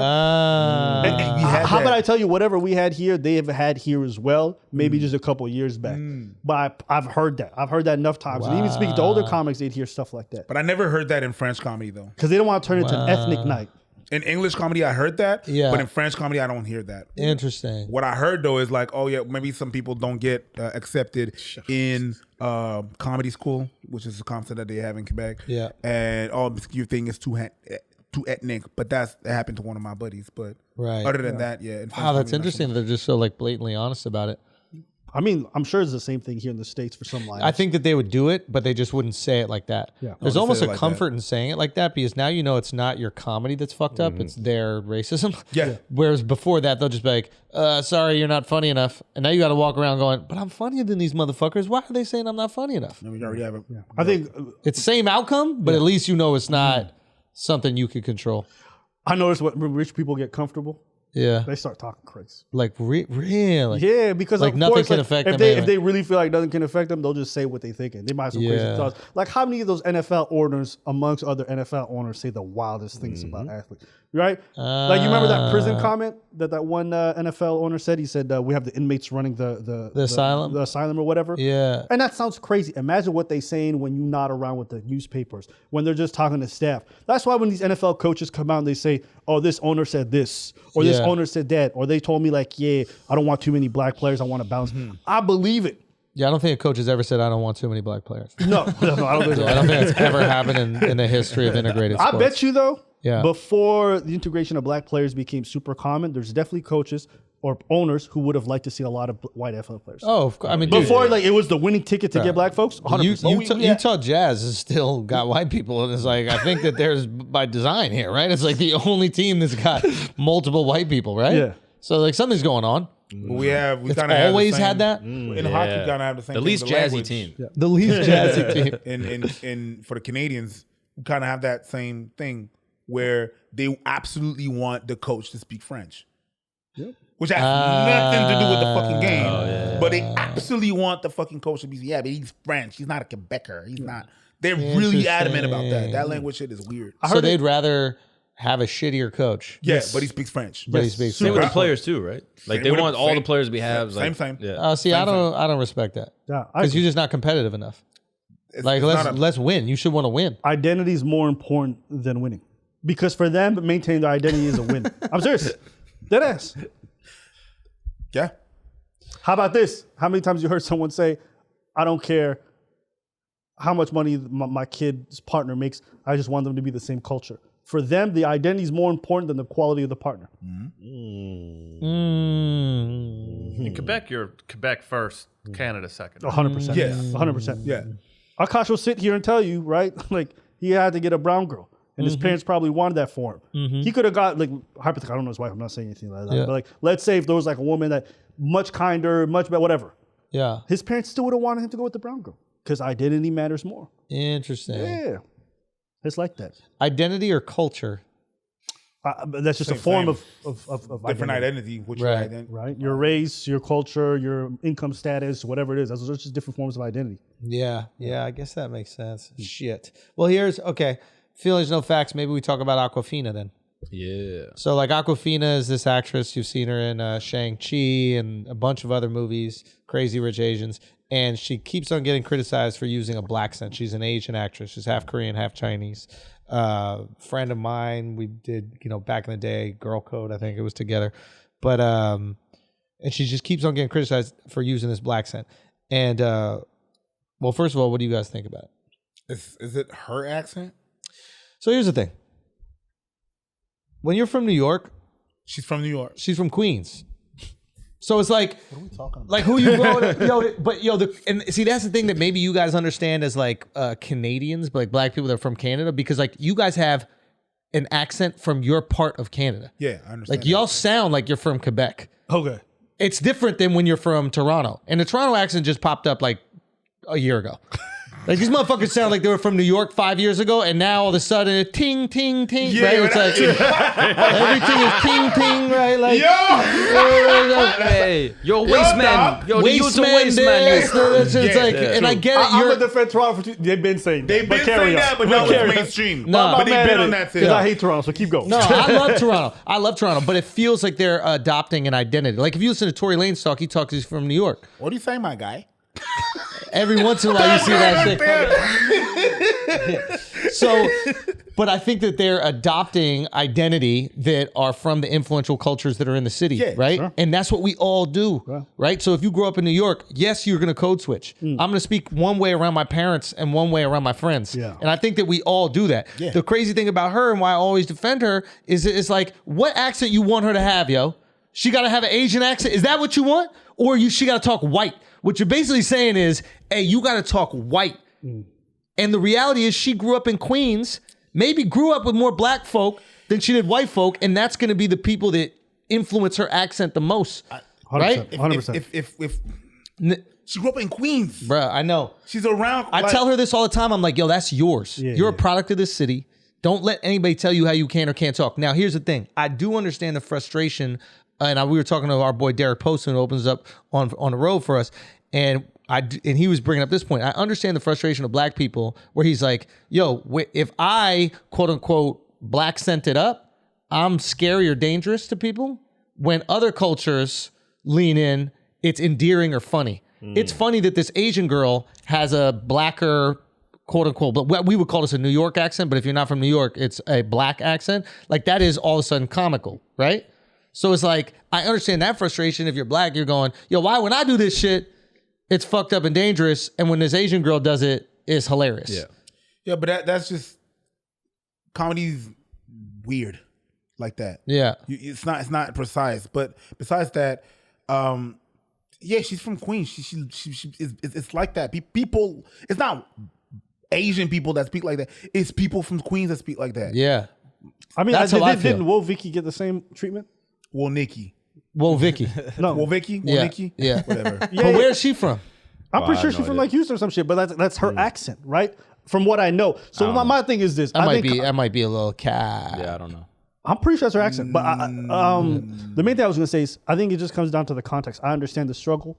I understand where the hurt comes from, whether it be with the braids and the box braids and everyone switching up the names of the hairstyles because a white girl put it on. I get that. Yeah.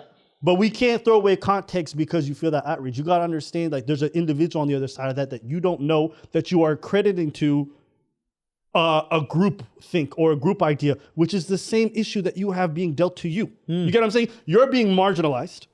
You're being pigeonholed when you speak a certain way. And now you're making these And you're people- pigeonholing someone else, removing their identity, their individualism, right? Or the place that they grew up in or all that, and just putting them in the people who are like appropriating your culture. No, that's her culture. Yeah. Right? So you can't just meet with that. And again, that comes back to the Rogan thing earlier where it's like people don't want to take the time to go beyond the 2-minute clip that they saw or anything like that to do a simple Google search to learn about folks. They don't have the energy. Yeah. They just saw her, they'd heard her speak, and they went, she's part of that group. Yeah, I think the solution is not punishing someone for being a part of it.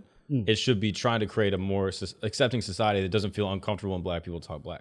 Yes. You know what I mean? Yeah. Like Agreed. it's the same thing with like cornrows. Like when a black woman wears cornrows in the workplace, it's unprofessional. She can't wear hair like that. When David Beckham does it, wow, look how cool this guy is. Yeah. And I don't think we should punish David Beckham for wearing cornrows. No, I think but- we should accept black women when they wear Yes. cornrows. And I understand black people's frustration with that. But it's easier to punish one person than to try to make a whole society change. That's true. Exactly. That's true. So you're So- taking out that frustration on that one person. They become the figurehead for your frustration. I'm gonna make you feel how society made me Made feel. me feel, yeah. Yes. I don't know how it was. And that's a human interaction. Sorry to cut you. That's No, go that's ahead. just like this knee-jerk thing that we do, and we can not be proud of our behavior. We can do fucked up things and recognize it. But I do understand the impulse to be critical. You're just like, yo, what the fuck?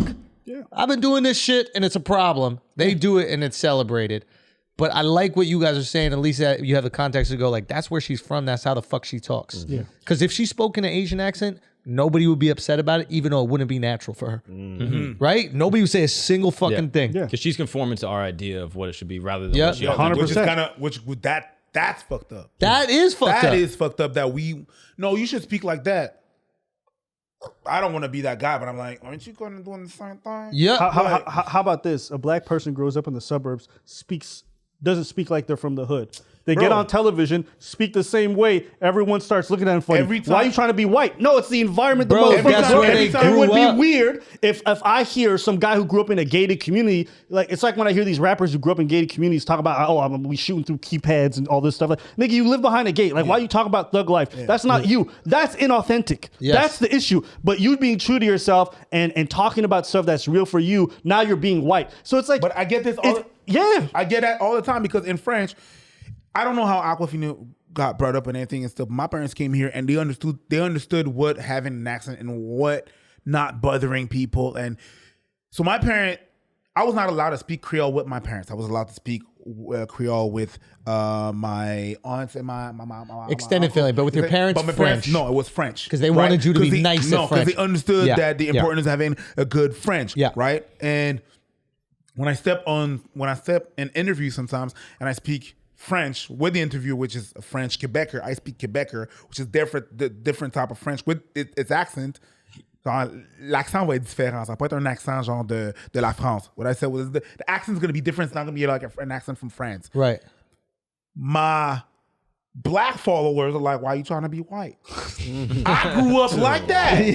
Yeah. If I went to school and I speak with a Creole accent, I would get beat. If I go back home and I speak with a Quebecer accent, not a proper accent, proper, quote unquote, I will get beat. Yeah. So I code switch all the time. Like that's what I do. It's not because you have different accent. It's also part of who I am. Yep. It's part of who we all are. Yeah. And highly intelligent social individual is going to have these different codes that they can speak with, right? If you're speaking one specific way, you go talk to your priest, you're going to do the exact same thing as you talk to your friends. Yeah. No, you're going to change certain words and you're going to change certain tones, all that kind of stuff. But your mom is from My mom's from Scotland. When she's with her family, that Scottish accent pops out. and your My father- dad's a New no, Yorker. it don't pop out. She's just being fake.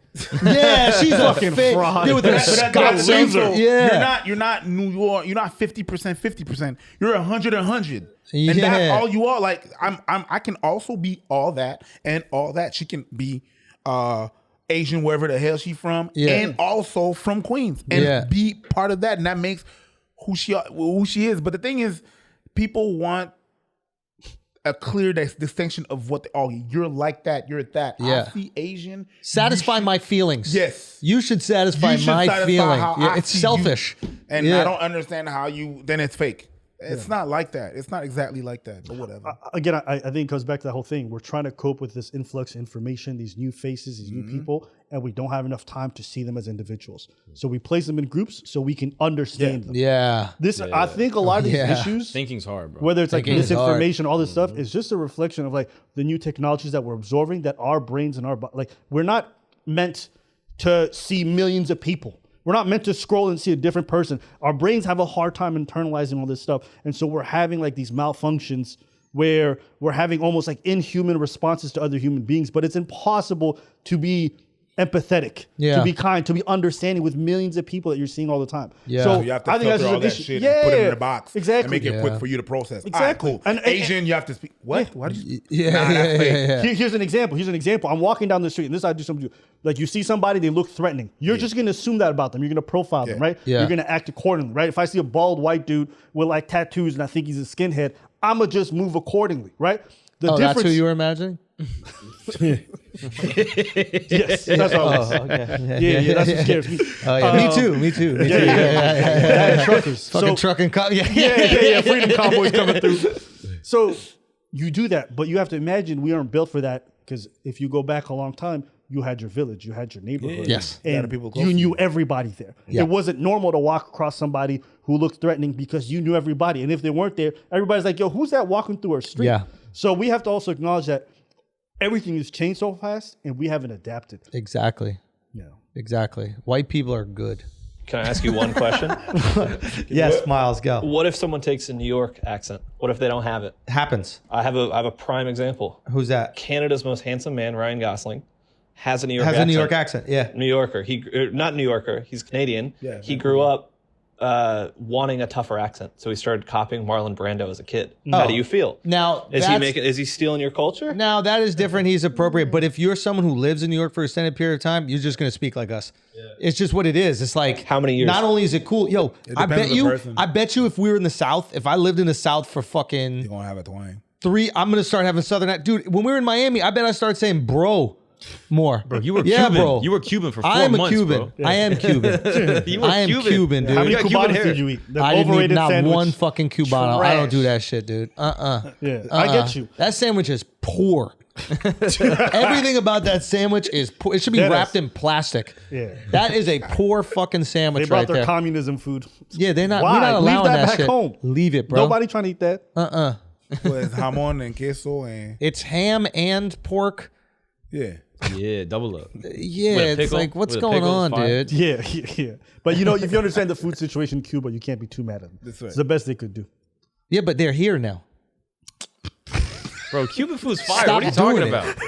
Cuban food's slap. Nah, all Caribbean food is made. Have you been to Cuba? Only Caribbean food that's good is Jamaican, low key. Say that again. Only Yo, Caribbean get the food machete. that's Get the Jamaican. machete, bro. fuck Get the did you say machete. to me? Only Caribbean food that's good is Jamaican. Get the fuck out of here. What is Haitian food? What is Haitian food? You don't even know what the fuck it is. You're gonna. Wow. That's your fault. Yeah, talk that shit. My fault. Step it up. Talk that shit. Step out. There's Haitians all over this bitch. What the fuck? The fuck? you mean, Whoever bro? said, yo, let's go to Haitian food tonight? What the fuck? said that. Name a That shit's Haitian restaurant. Mini Menu. Shout out to you guys in Yo, Montreal. say passe, bro. Mini Come Melo, on, say Crisel, passe, yo, bro. Stop passe. What the fuck you mean? I'm not even gonna Name one in New York. I don't eat that shit. When I Exactly. No, You I don't don't eat that in shit. New York. Say it again. Now I you don't don't eat eat that shit that in New shit. York. You don't Bruv, eat that shit. bruv. You don't eat that Step shit. out. Name a dish. You from here? Name a Haitian dish. Collé à poire. Yes, griot. Griot. Yes, Ballon pesé Nobody liquide. eats that Bouillon. shit. We ain't Nobody Soup, eats that shit. Soup mon beef, No, bro. yo. This guy's crazy, bro. He just said a fuck I it. know the fucking gang. I was getting fired. I got fired. Yo, you said that already. I got fired. Shut up, yo. That's a fake. They ain't Shut New York. up. Yo, Shut this up. guy's man. crazy. No, it's bro. French. yo. It's French. It's not Somebody No, French. it's not, bro. Fuck your life. All right. Exactly, bro. I got excited, bro. I will say on the Ryan Gosling shit though, like when you come from certain backgrounds, you learn that assimilating is part of surviving, or like adapting, right? So Yeah. for like my parents, like they understood they Definitely had to talk a hard for certain way Ryan when to work. Gosling to survive in Vancouver, Canada. God forbid. If he didn't have that New York accent, what He would have wouldn't have made happened? it. He wouldn't have made it. What would have happened? I mean, would he become part of the Mickey Mouse Club? Who knows? No, if he sounded Canadian, Who bro. If he sounded like knows? he was from Saskatchewan, it wouldn't have worked.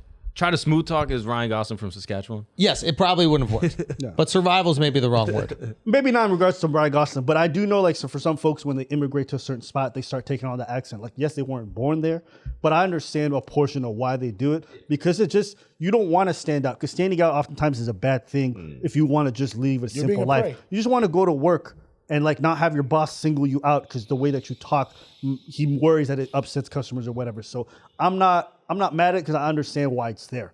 Like, I'm not mad at somebody who goes to a customer service job and all of a sudden they're not like, hey, what up, cuz? They're like, yes, how can I do? My name is. How about this? I worked at a call center. We used to do things for like charities. So we call people up to scam them. And it's all scams. And I would not say my name's Abba. Of course not.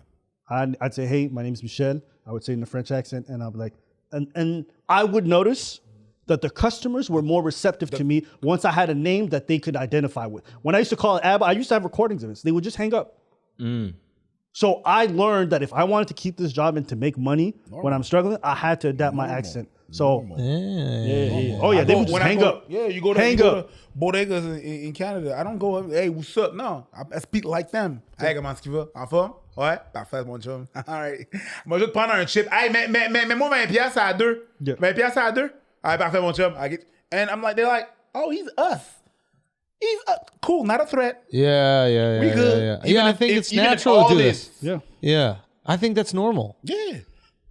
I understand the frustration when you see it, but I do think it is normal, especially if you're living in a place. Yeah. I didn't know that Ryan Gosling did that shit, and he never even lived in New York. No, I grew up, watched a lot of Marlon Brando movies and was like, yo, that's tough. Any of the dudes, the actor who sucked dick? Marlon Brando? Oh, the actor that's... What? He's the gay actor, right? Marlon Brando? Didn't he fuck Richard Pryor?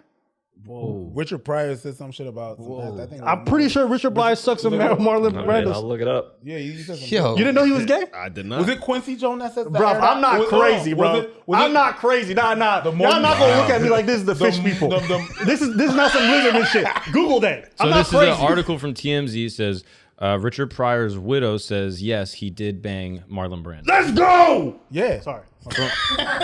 You y'all got make really me feel happy. crazy. You got really happy someone fucked someone else. You got I need to know what... really happy some dude. What you were This is from Googling to Pryor's get to widow. this. This is from Nah, this Pryor's is on widow. TMZ But I all think over. Quincy I like Jones. Richard Pryor. I think Quincy Jones and some shit. Yeah, the whole article where he was airing some shit out. No. I mean, Richard Pryor did say he sucked a dick. I mean, at least he sucked the best. Like that motherfucker. Can he Brando's have- one of the can best he have a New actors York ever. accent after you blow Brando? Can you? Yeah, have- 100%. He blew it right into his fucking mouth. Dude, you couldn't help but speak with a New York accent, dude. His fucking throat was full of it. Boys, we got to wrap it up. We have one more story. I don't care about it. Do you guys care about it? Nah, I don't give a fuck. I don't give a fuck. Okay, listen. Tell them where they can find you. Tell them about the tour. Tell them about any other projects coming. You know we're big supporters over here. Yeah. So Abba and Preach, talk to the You people. can find us on YouTube at Abba and Preach. We also have another channel called Abba versus Preach. And on Instagram, Abba and Preach, I have Eric Preach, a.k.a. at King Preach the Petty. And you have No, that's it. none for him. Don't find me. Don't hit me up. No, and don't hit me up to Subscribe find and him talk to him. too, you crazy bitches. Yeah, that's how I keep my distance from people. Yeah, man. Wedding. I love you guys, man. I think you guys are doing great work, and I'm glad to continue to put this out. Yeah, man. Thank you so much for pulling up. I appreciate y'all. Make sure you go check them out. Guys, that's been Flagrant 2. Peace.